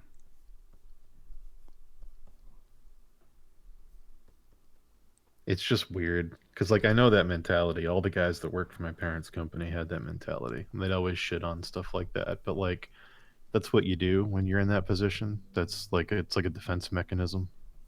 You tear down other stuff to laugh and have a good time because you're fucking miserable at your job. Like I've done that all the time. I still do that. Yeah, definitely. Not because I'm miserable though. It's just funny. Doesn't mean they're right. It just means that that's what they do. I had a dude talk shit about me being like an artist. I mean, not like seriously talk shit, but a guy like trying to like tease me or something Mhm. at the CPR class, talking about like, oh, you're an artist, and all Right. that stuff. And I was like, yeah, dude, I'll buy your village and burn it down. Right. I'll kill everybody you ever know. No, I just was laughing with him and going, yeah, but you're a big fat dude who rides a motorcycle. We're both losers. Yeah. We're both big losers. I mean, that's the thing is just like I don't I like just don't put stock in what the people say. They're a loser. You're a loser. It's fine. Yeah, everybody's just winging it. If they want to make money working whatever they're doing, stripping paint off stuff with a sandblaster, great. If you want to make money drawing fucking orc chieftains, then dope. You've said Orf Chieftains a couple times now. Have you been itching to do a chieftain? No, I was trying to think of the lamest possible concept art trope that I see all the time. An orc chieftain just materialized out of the ether. Okay. I don't know how many orc chieftains I've seen in my But it's life, too but many. it's too many. There's only so many ways to do an orc chieftain, and I'm tired of it. Orc chieftain. Just start making a list of stuff people shouldn't do anymore, Just and an then it's gonna arbitrary backfire. list. Yeah, orc Who are you to chieftains is gonna say? be number one. What if I like it though? And then I go, well, I'm a loser too. Don't listen to me. Don't listen to them. Don't listen to anybody. I'm just, This has been the acceptable podcast. yeah, Yeah. just trying to laugh.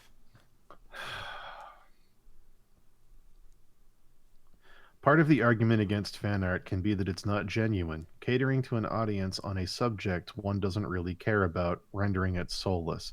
If one actually loves the stuff they're making fan art of, and they're injecting it with some kind of with something genuine, it's Gender less of a fluid is what you're debate. thinking of? Yes, Injecting it exactly. with gender fluid. Dating it with gender fluid. Yeah, I mean that's the thing when people do fan art just to do fan art, and you can tell they didn't enjoy it. It you can tell they didn't enjoy it, But the and it thing doesn't. is, that's the argument for everything. Yeah, You can apply that argument to anything you want. You can say when somebody tries to pretend they're a fine artist, they come off as weirdly pretentious and stupid and trying too hard. And yeah, exactly. like anytime you do that, you could in any profession, it comes off as forced and weird. Well, It's I think that's the new what's the stupid internet term I should use for this? Let's think. What's the uh, lamest thing I can say right now? Let's mother think. son pornography. That's the new being genuine is the new currency of the creative sphere. How is that? I hated everything about what you just said. It was like Ah, poison. I know. Oh my But that's god. the thing is that that's all the stuff that's popular now. Being genuine is the thing that people care about because You everybody should hates be fake stuff. dragged I know. behind a truck. I know. I know. Jesus. It's not wrong though. I It's just how fuck I you. presented it was wrong. I feel like I'm in a small town again. I'm gonna I know. bash you to death. Trying to think of the worst way to say it. I think that's the term they use too, is currency, which is amazing. Let's see. Hey guys, the YouTube panel still links to Dave's channel. Just letting you guys know in case you forgot to change it when you created the Acceptable Comics one. We totally Oh, did. right. Thank you for that. Thank you. How much is 13 in turtle years? I don't think they live till like 100, so it could be 30. I think it depends on the breed of turtle. I Some think turtles live tortoises to live like longer. way That's longer than 100. that's a great question. There's But a turtle. There was a turtle in Boston from the Civil War. Remember that? yeah, Yeah, there was a snapping turtle that had a bullet from the Civil War lodged in its neck that they took out, which means it's pretty great. What? Ah, just lodged in its neck. Just made me Yeah, laugh. yeah, pretty great. That's so funny. Who knows how old? What is it? Sea turtles don't die unless they get like a disease. Unless They they don't die stop of old believing. age.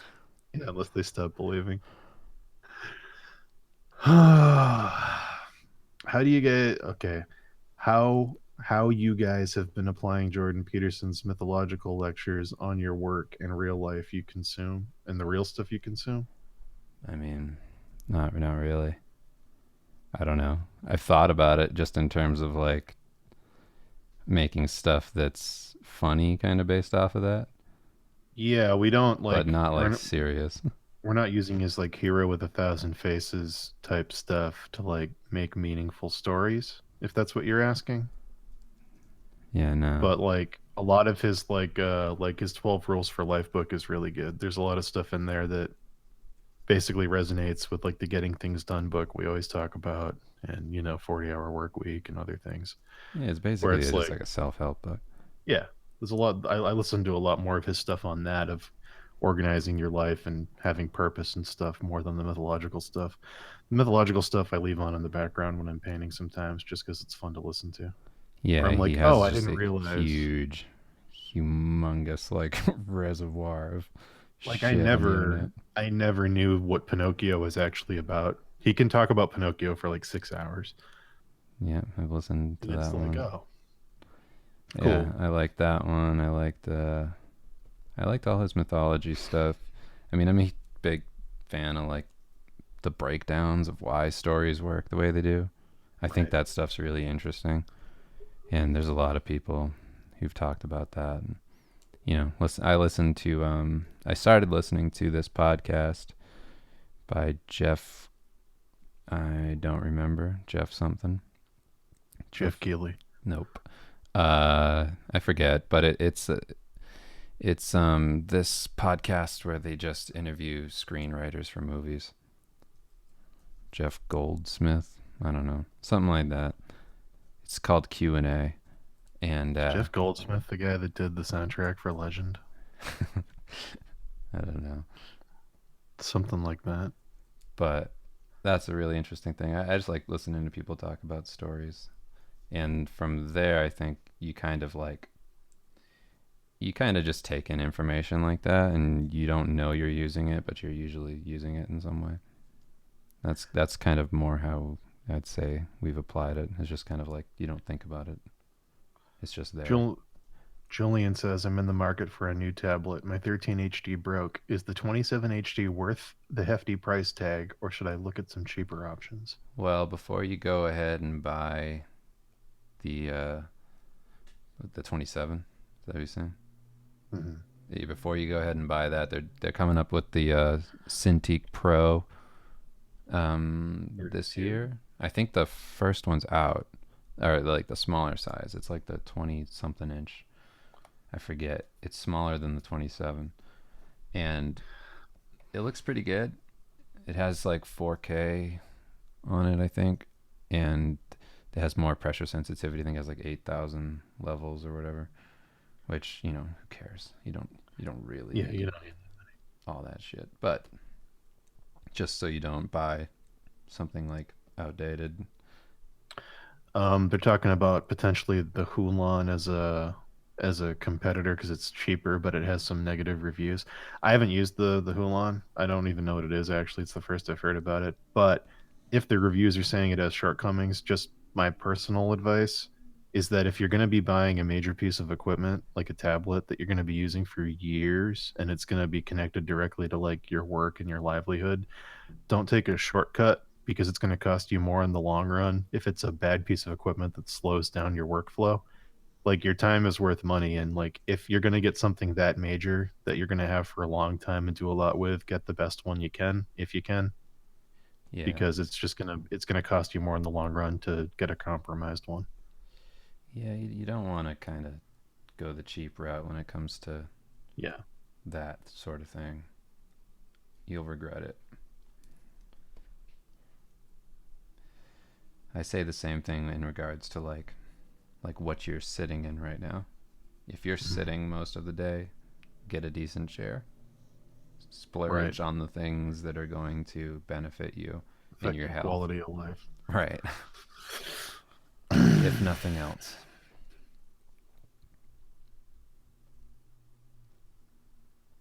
Yeah, that's common, Jack and Mac. He's saying, my day job has me doing project after project for clients. Sometimes they want what they want, even if it's worse than the initial art. Just gonna do it because they're paying. That's super common.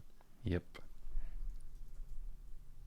Yeah, you just want to respect, the people that hire you, and they're just human beings like you. Let them figure out why something stinks. Hey, listen, if you're into orc chieftains or you're working on one, I'm not making fun of you. I'm just saying it's one of the memes of like, I need to make a portfolio. What needs to be in there? Well, an orc chieftain and a human paladin. It's like, I get it. I've just seen so many. Did somebody say something? Yeah, someone said, quote, deletes painting of orc chieftain, painting with .psd. I have an orc chieftain as my Facebook profile picture, lol.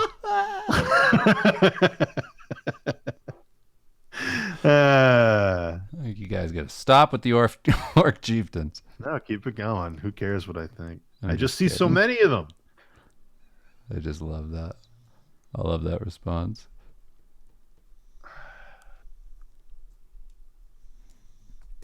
This is such a stupid page. Hmm.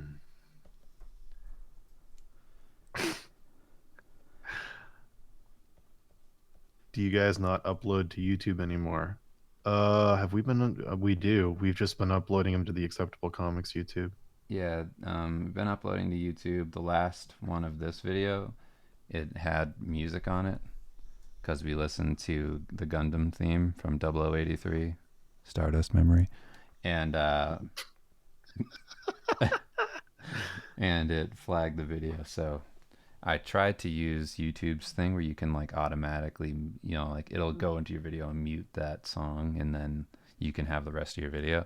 But for whatever reason, it just didn't work. So yeah, I don't know. Gonna have to like manually edit that one specifically. But this one will be up. This one should be up Pensiano today. just subscribed with Twitch Prime. Whoa, thank you. Thanks. Welcome to Team Cream.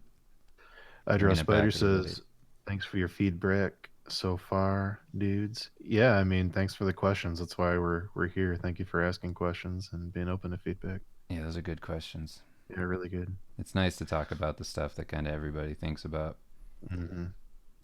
because I remember that being a thing, everything that you were Definitely. saying. Do you guys know Gary V? If so, how do you feel about him? He talks a lot about kindness being currency. I don't know who Gary V is. I know who you're talking about. Who's Uh, that? I don't know a ton about him. I haven't watched like he's like an entrepreneur guy who is also like one of those life coach dudes. I mean, kindness definitely is a type of currency for sure. I don't know who the guy is though, so I can't comment on how he talks about it. Yeah, I mean he's a character kind of person, so he has his whole way of talking and whatever. If you like that or not, if you like that kind of intense energy, that's like I don't know, personal thing. But yeah, I think kindness is a form of currency for sure. You don't want to be a dick, but Definitely. it won't help. When I was in college, I used to follow Dave's stuff on Tumblr daily, way before Steve Lichman, but haven't been able to go back there for a long time. So, ignorant question: anything new on Starville?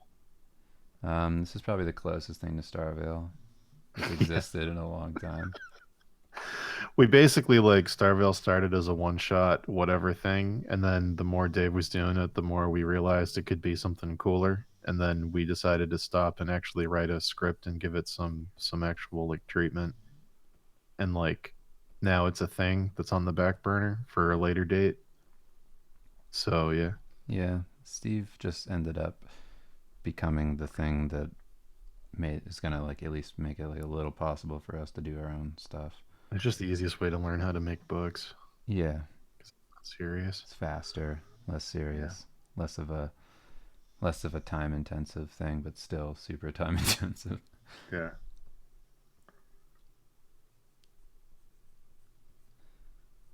Work chieftain. Yeah. There you go. Wark.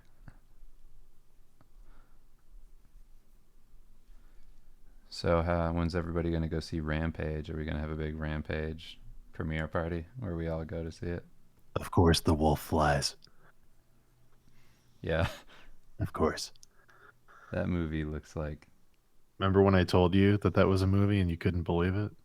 It's because I can't believe they would make a movie based off Rampage World Tour. I can't either. Like that's a game that I forgot existed.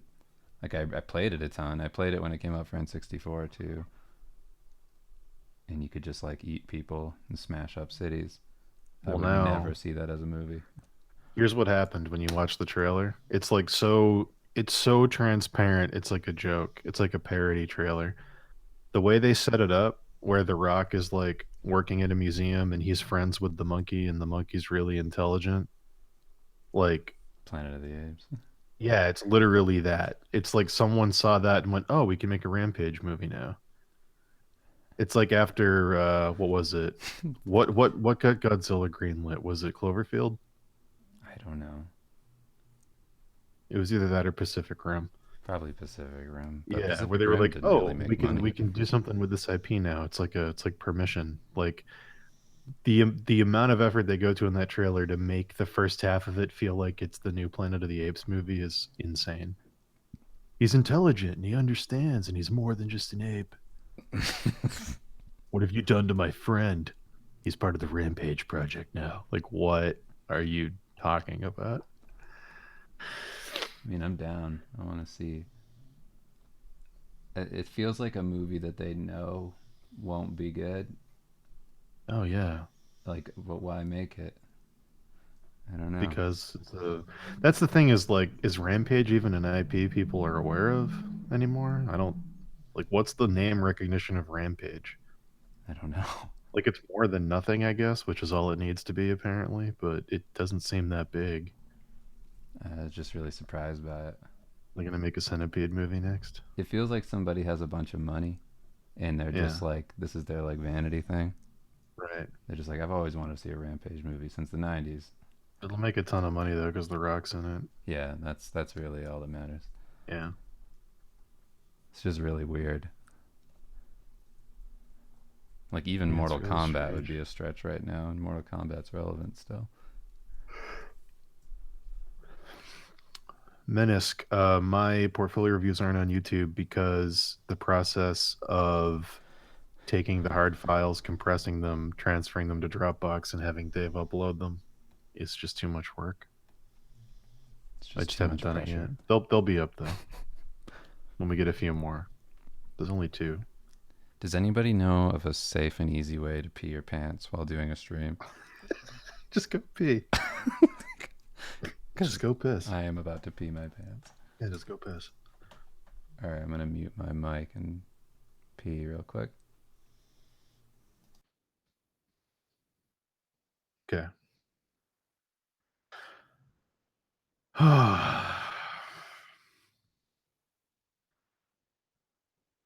So here I am, gonna hold off on the questions till Dave gets back, unless anyone has questions that aren't related to art stuff, because I want you to get both perspectives.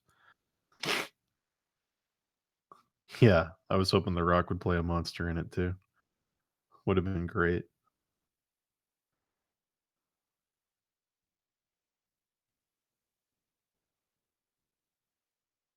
Mm-mm-mm.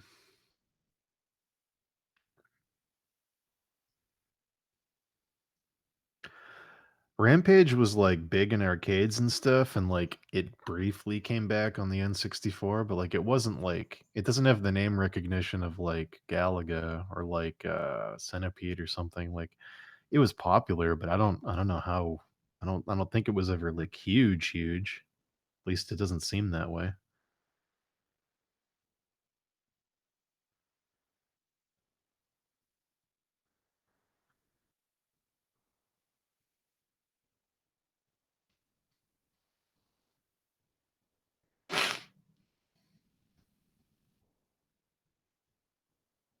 Is it better to pee in a bottle or a bucket? If you're streaming, I'd say a bottle because if you pee in a bucket, people are going to hear it because the pee travels farther, and when it hits the empty bucket, it's going to make more noise. If you put your dick in a bottle and pee on a stream, it's contained and it has like a natural noise suppressor because it's contained. So for streaming, definitely pee in a bottle.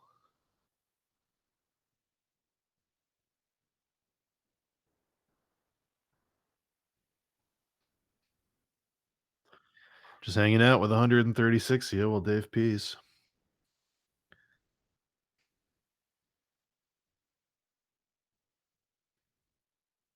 Hey, Daniel. Hey, what's up? Just peed. Great. Back. I need to look at the bat. Mastiff Poo says power moves or style. Not sure what the context for that is. I'm going to say style. I'm going to say style, too. Style's always better.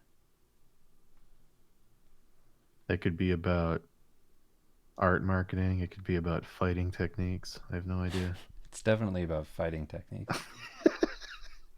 And we'd know about that for sure. Would you guys be cool with a review of a portfolio review? Definitely not geared towards concept art / genre illustration. Something more like editorial. Yeah, absolutely. We're happy to look at any of that. I reviewed an editorial kind of artist on one of the last portfolio reviews for a while.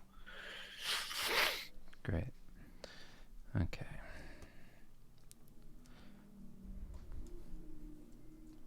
Did I get snow? Yes, I did, James. Did you get snow?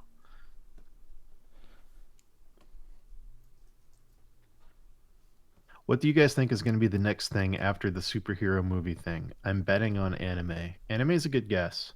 Anime kind of never went away. I think he's talking more like, are we going to start seeing once the comic book thing's done? Are we going to start seeing big movies made of Cowboy Bebop, FLCL, Akira, Well, one like of them needs to blow up because they thought that they tried to make that happen with Ghost in the Shell, Ghost in but the it Shell? bombed. Yeah, it bombed. So that's kind of thrown a wrench in that. So who Hmm. knows? It's like they take one example like that and they put it on all anime because they're stupid. They're gonna be like, Right. "That's everything. Anime just doesn't work. Not this is a bad movie." So it took how many years after Batman and Robin did it take for comic books to come back? One was X-Men. 2001, 2000 or 2001. It's one of those. It's like right after the Matrix, and Batman and Robin was what, 95? maybe. Something like that. So yeah, maybe in like another 6 years they'll try anime again. I don't know. Yeah, I think we're Um, like less of that now, like less of the weird fear stuff. right. But I wouldn't I wouldn't say it's like a great bet that it's going to be around. I think honestly, like I hate this answer because it sucks, but I think honestly it's going to be reboots of reboots. I don't think it's going to be anime. I think because comics is tapped out and classic TV shows is tapped out and novels are tapped out, I think we're going to start rebooting reboots where there's going to be, like they're doing with Lost in Space right now. They rebooted Lost in Space as a movie in the 90s. Now they're rebooting it as a Netflix show. I think we're going to see more of that. I think the Twilight Zone's going to come back. I think a lot of stuff like that's going to start happening, and then after that wave they're going to reboot the comic stuff again because the well of like nostalgia IP that people recognize is not that deep. The only other thing that hasn't been touched is video games, which Nintendo's finally making a Mario movie, so maybe that'll be the next thing is video games. Maybe they'll do Mario and then they'll do Zelda and then Sony will jump in and start trying to make like big AAA movies. Like that could be a thing. If I had to bet on anything besides reboots, I'd bet on video games. Because if the Mario movie explodes, it's going to be like open season, Yeah. which it probably will based on who's involved with it. Yeah, that's probably a safe bet. Video games. Like a Halo movie is definitely going to happen. And like, I'm guessing, I don't know if they'd do Zelda or not. They'd probably do an animation and not a live action thing, knowing Nintendo. Um, I don't know what else. I'm trying to think of video game IP that would be good. Yeah, Ghost there's this. Recon Wildlands. Oh yeah, that's the one. Yeah, there's tons of IP in video games that could potentially be movies if they had like good directors and were taken like semi seriously. But yeah, I don't know. The thing with anime is that because of the climate we're in, if you don't make the cast Japanese, automatically everybody's going to tear it down and it's going to have a huge stigma before it even opens in theaters, which means less people are going to see it. That's what happened with Ghost in the Shell and what is already happening with Akira, even though it's not in development. So it's like, I don't know if that's ever going to go away because the fans are so attached to the Japan thing. And if they make a movie with an all Japanese cast, I'd like to think it would work, but I don't know. Like, when's the last blockbuster that did that? That did what? Had an all Japanese cast and made back tons of money. Yeah, I'm sure that it's like overseas market. They just need to do a mix up. Yeah. They need to have it be like a mixed cast. So it's, it's like if the person has like blonde hair and blue eyes, come on, as a white Did person. Battle Angel Alita make any money? It's not out yet. Oh, it's not. I thought it already came and went. Really? It's not out. No. Oh, wow. I think That's it's like, coming out in May. geez. Well, maybe if that makes money, maybe that'll be the But open that door for. movie's been in development since, or at least like it's been a thing since we were in high school. I read about that in like the back Yeah, of the Battle Angel Alita like comic when I was a kid. Like I remember right. reading that and thinking like, "Oh, that's cool." James Well, it's like Cameron. that Man of Steel movie was in development since the original Batman movie in '89. Hmm. It's so crazy that it took that long for that movie to become a thing. It's so disappointing. I know. That's Are we such a gonna get bummer. Brad Rigney on for another interview? Yeah, eventually. Yeah, for sure. I already talked to Brad about it.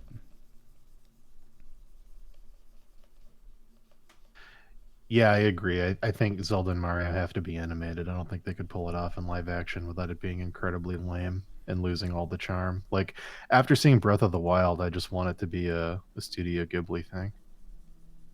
Like just make a Zelda animation that looks like that because that's what it is. Like just that it was perfect for it. But Mario's definitely going to be 3D because it might as well be.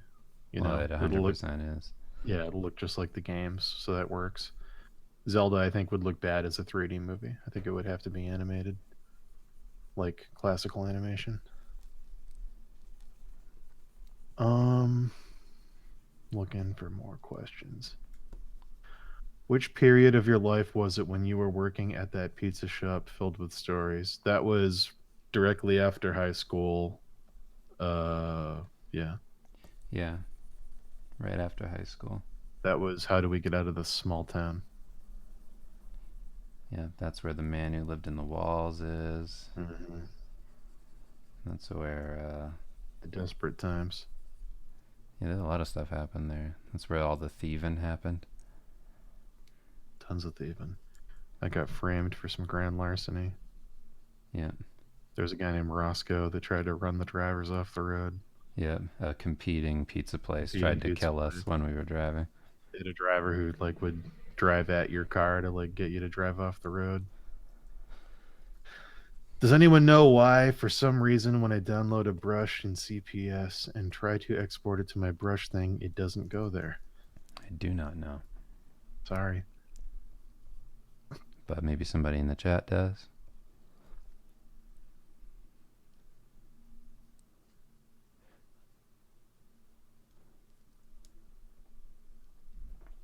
Unless you're talking about it being directly from the Clip Studio store thing, in which case your brushes will be like in a file on the right, like in that little column here that like I'm looking at. Mhm. It'll be in the download section, and you just find your brush, whichever one you downloaded, and you drag it over to your brushes and put it in your little file there, and that should have it pop up as a brush. But if you're downloading them off the internet just like regular, I don't know. I mean, you can probably import them pretty easy, but I don't know exactly how to do it. I mean, maybe the next thing will be Saturday morning cartoons. Like if the He-Man thing actually works, maybe they'll do Thundercats and a bunch of other stuff like that. Maybe. I don't know. If that He-Man thing works out, that'll be a huge well of stuff they can pull from, but that's a huge ask on a low budget. What did we think of the Netflix Castlevania cartoon if you watched it? I personally didn't like it. Nah, I know a lot of people did. I thought it was really lame. It was taking itself way too seriously. There wasn't enough Castlevania in it. Like it just I don't know, like I liked all the references they did to Castlevania 3, like, fighting the Cyclops and stuff and her being a statue. That was all cool little nods, but it was way too serious and too much dialogue about politics and religion and like it was too get like it angsty, like Linkin Park, kind of yeah, like exactly. It felt like an anime forcing that yourself came to be out. like deep. It felt like an anime that would have come out when like Gungrave came out in like 2003 or something. Yeah, I didn't like the whole angle of it being like, ooh, the church is so bad and Yeah, like all that. It's like, exactly. come on, man. Like, isn't that, haven't we tread that It's ground like a so million times? it's so cringy. Like it's so easy to make a Castlevania anime. Like just watch Vampire Hunter D Bloodlust and just do that. Just don't call it Castlevania if in the first season they never step into the castle. Don't call it that. Like it's such a false advertising thing of like you want to see them fight monsters and go into the castle and like all the iconic stuff and have the art direction be really cool, and they don't even do that. None of that. Like they don't even go into the castle. And I So know like it's supposed to be nerdy, but it was like too nerdy for me. It was yeah. way, way, way too nerdy. I was like, this is like crazy how far they went in this direction of like the like character trying to be like Han Solo, like He's like Han the Solo bad and guy. Jack Sparrow. Yeah, it was like, oh, Like I'm a drunk, but I'm really good at fighting, and don't insult the Belmont clan, and like playing a like with like him being drunk in the bar fighting people. the cheese Like was this too is strong. so cringy. Like it's I don't it just I don't know. Too many tropes. So many tropes. And then like, instead of just finding a cool statue of a girl that comes to life after you kill a cyclops, it's we Romanians have been persecuted for our non-Christian magical beliefs for thousands of years. We are second-class citizens, gypsies, pushed out by the clans that rule these lands, and my daughter Saifa went to stop that. And if you believe in the Romany, you can go and like it just cut all of that out. Like, what are you doing? Just get rid of it. Yeah, I don't know. Trying too hard to be taken seriously. It's Castlevania. Like, don't do that. That being said, that's just our opinion. Comment in the chat below because I'd love to hear what you guys Tell us think. why we're wrong. You beautiful bastards. Oh, getting some Philip DeFranco in there. I hate every time he says that. Yeah, you beautiful bastards. Where did that originate? Was it a Will Ferrell movie? I'm pretty sure it's just something that happened in the early days of his YouTube Yeah. channel when you're like a kid and you're making YouTube videos. But it just never went away. If I had to guess, I would say it's that. But I don't know. Evangelion live action has been a development hell for. Oh, hold on. Chat moved. has been in development hell for over a decade. You think it had happened by now with the big monster movies, though? Maybe Netflix would be better. I don't know. Yeah, I mean, Evangelion's another thing where if it's not an entirely Japanese cast, the fans won't go see it. And if the fans don't go see it, then it's going to bomb. Yeah, you need to support everybody. Yeah. Oh, yeah, they did try with Death Note. That's a good point. Right. Did that do well? I don't know if it did well, but people didn't like it. Did Gem and the Holograms make any money? Almost certainly not. Have you guys seen The Outsider on Netflix with Jared Leto? No, I have not. I heard it was really bad. I saw it and I didn't know what it was.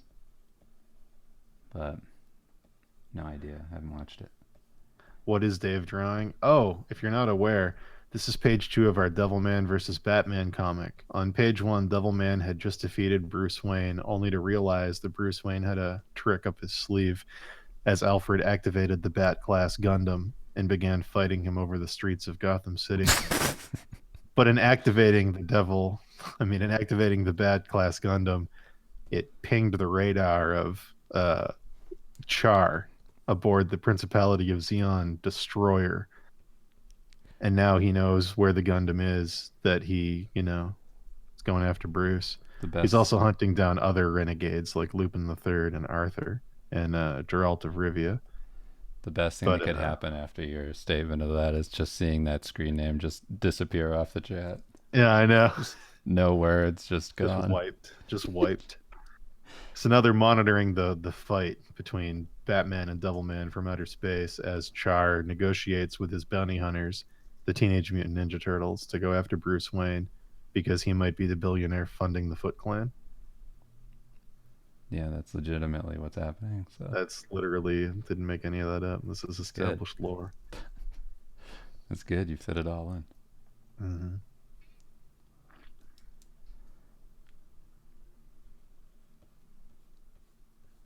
I mean, recreating books will always be a thing. Helps out the booming niche of authors. Yeah, For sure. I've been wondering when are they rebooting the Anne Rice books? Hasn't that been a thing for like 10 years now? Interview with the Vampire and all that. I keep hearing they're gonna do that and they don't do it. Like are vampires done? Or are they still there's still some gas in that tank? Man, that one quote, I'm gentleman, death, and silk and lace. It's great. Such a good quote. It's just the best. I think about that often.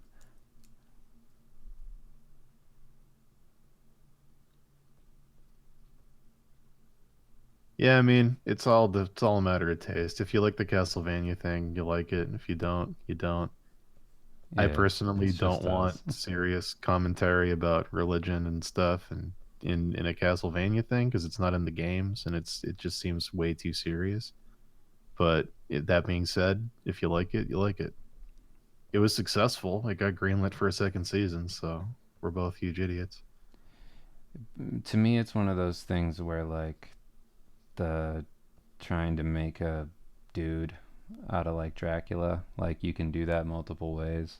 Yeah. And I just think that to, like, because when you see that, you kind of just want them to, like, fight the church. Well, it's Like, like not go, just don't go to the castle then. it's like Watch the whole thing. Then. that happens in Symphony of the Night and it's a joke. It's a meme. It's the what is a man? A miserable pile of secrets. And they're like, perhaps the said could be said of all religions. Like it's like a joke because it's so melodramatic and over the top. But then they like ran with it, and I'm like, oh okay, all right. Like I guess that's what you want to do. But again, just us. I mainly just want to see a guy kill a Medusa in like a cool castle. Yeah. But whatever. I guess I'm wrong. It's really hard to make a good story out of a video game that has such a simple premise like that, Yeah. that already has like its own kind of lame lore. Well, it's already wrong. What they should have done is made an anime out of Rondo of Blood because it's already anime styled, and it should have just been this guy Richter's going to get married to this chick, and then the village gets burned down and she gets kidnapped, and he goes after her, and he like that should have just been the show because it's nice and simple. You get to use all that sweet music too. But then Alucard's not in it. And if Alucard's not in it, what's the point? That's true.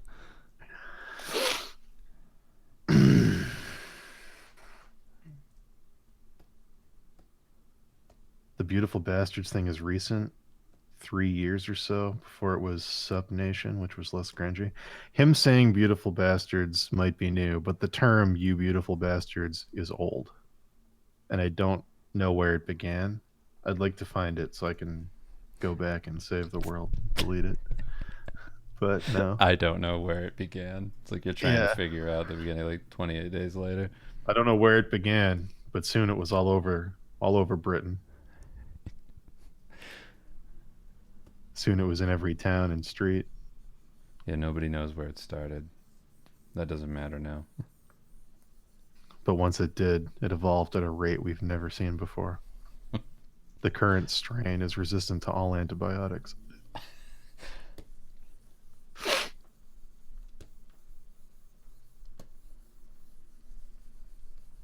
If Ready Player One totally bombs, I'm going to be so happy. What? How can you be so negative, Daniel? I just want it to bomb so bad. After the advertisement campaign, I just want it to fail so bad. Yeah, I'm not a fan either.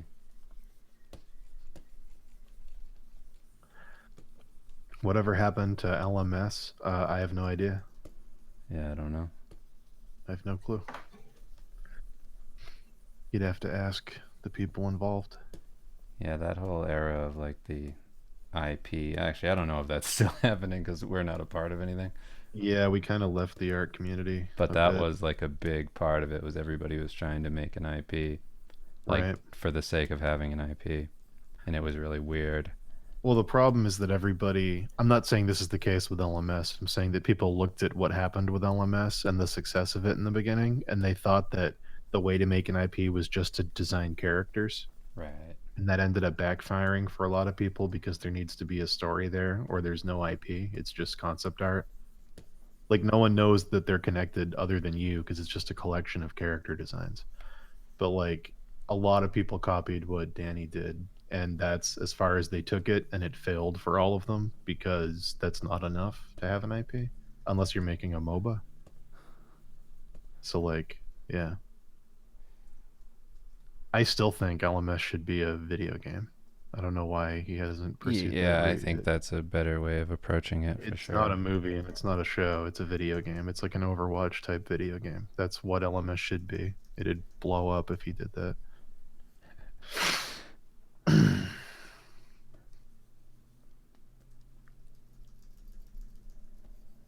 How many pages of Batman versus Devilman have you guys planned to make? There's about 4 right now to cover the stuff we've come up with, but that being said, it could change at any time. Go up to 400. Yeah. It's the last book we made. Could you guys get somebody from Red Letter Media on your stream? I love those guys. We've actually been trying. We reached out to Jay. We're gonna keep trying. I'm gonna reach out to Rich Evans too and see if him and Jack want to come on. But yeah, we love them and everything they do. Yeah, we also can't like, if they don't want to do it, we don't want to like keep reaching out. I think I can get Rich and Jack to come on. I just gotta reach out to them and see when they're free. Yeah. Any recommendations on studios and companies that have a demand for artists and also good places to aim when starting to work professionally? Um, there's less than there used to be, so I'm not sure what to recommend in terms of studios. It's not a thing where it's like this studio is always looking for people, so it's tough. A lot of studios are switching to the non-permanent employee model, like Blizzard does, where they bring people in for 6 months at a time and then they get rid of them to like work on project to project stuff and don't have them as full-time permanent employees. So I'm not sure. I've heard good things about WB stuff from my friends that work there, but then again, it's like they're not always hiring, so I don't really know what to recommend. Yeah, I don't know either.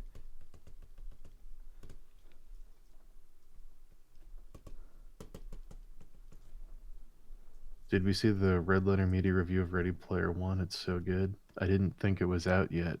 Oh, They didn't do a review of it, did they? I would have got a notification. maybe maybe you just weren't popular enough. Maybe, yeah. Chances are.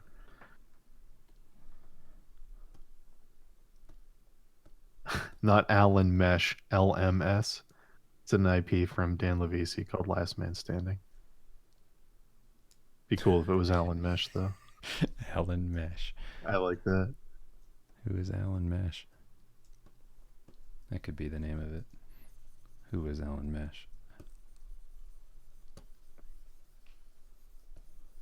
Oh, it came out today and they did. It must have the review must have come out while we were streaming because I didn't see the email. That's great. Can't wait to watch it.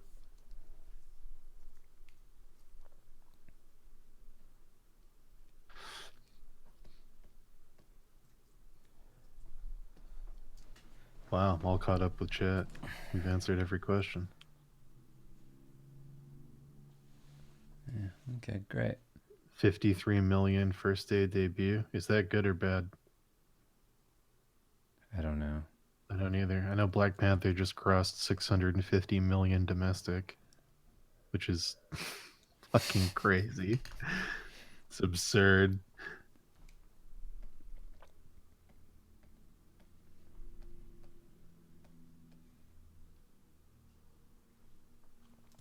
No. First panel feels pretty good. There you go. And I yeah. like that you're doing that anime manga version of space. It's good. Yeah. Those implied nebulas out there. I got a little like star over here in the corner, which you won't be able to tell till later Great. when I color it. But Wrapping up. yeah, wrapping up. So the first panel in the slightly long road to getting this all done is completed. Mm-hmm. And then we're gonna do this big one, this one, this one, this one. I'll turn this layer up a bit so you can actually see what's happening. Turn the opacity up. And then we'll just touch on, yeah, kind of what's up in the panels. And then we're gonna hop off of here. All right. So we got the space battle. What's going on? We got the Bat Singer fighting Devilman. The girl yelling out to Char about what's happening. We got Char up here, and he's surrounded by monitors. We got Lupin the Third, Gerald of Riviera, and then we have Arthur up here, you know, from PBS. And then Char with his rose. She says, Commander, a Bat class Gundam is just powered up on Earthrealm. And then he says, Ha, I knew you couldn't. So, Bruce, you couldn't resist after all. Yep. Something like that. And then he's talking to his Ninja Turtles that he's hired. Well, that he's working with to take down Bruce. And then, yeah, he says, looks like it's time for, blah, blah, blah. And then in the final panel, I can't remember what he says to the turtles. But I know that Raphael says to Leo, I don't know, Leo. Are you sure we can trust this guy? How do we know this billionaire they're after is the one funding the Foot Clan?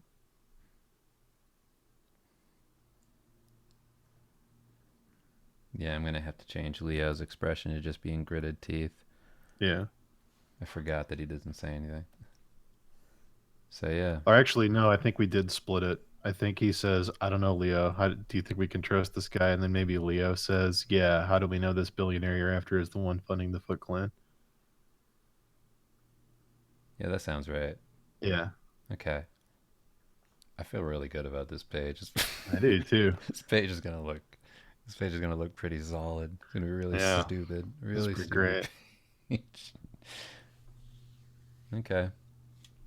Save this. I And know you're wondering what threat could Arthur possibly pose to the Principality of Xeon. Well, stay tuned. because we don't know yet. No idea. No idea. All right.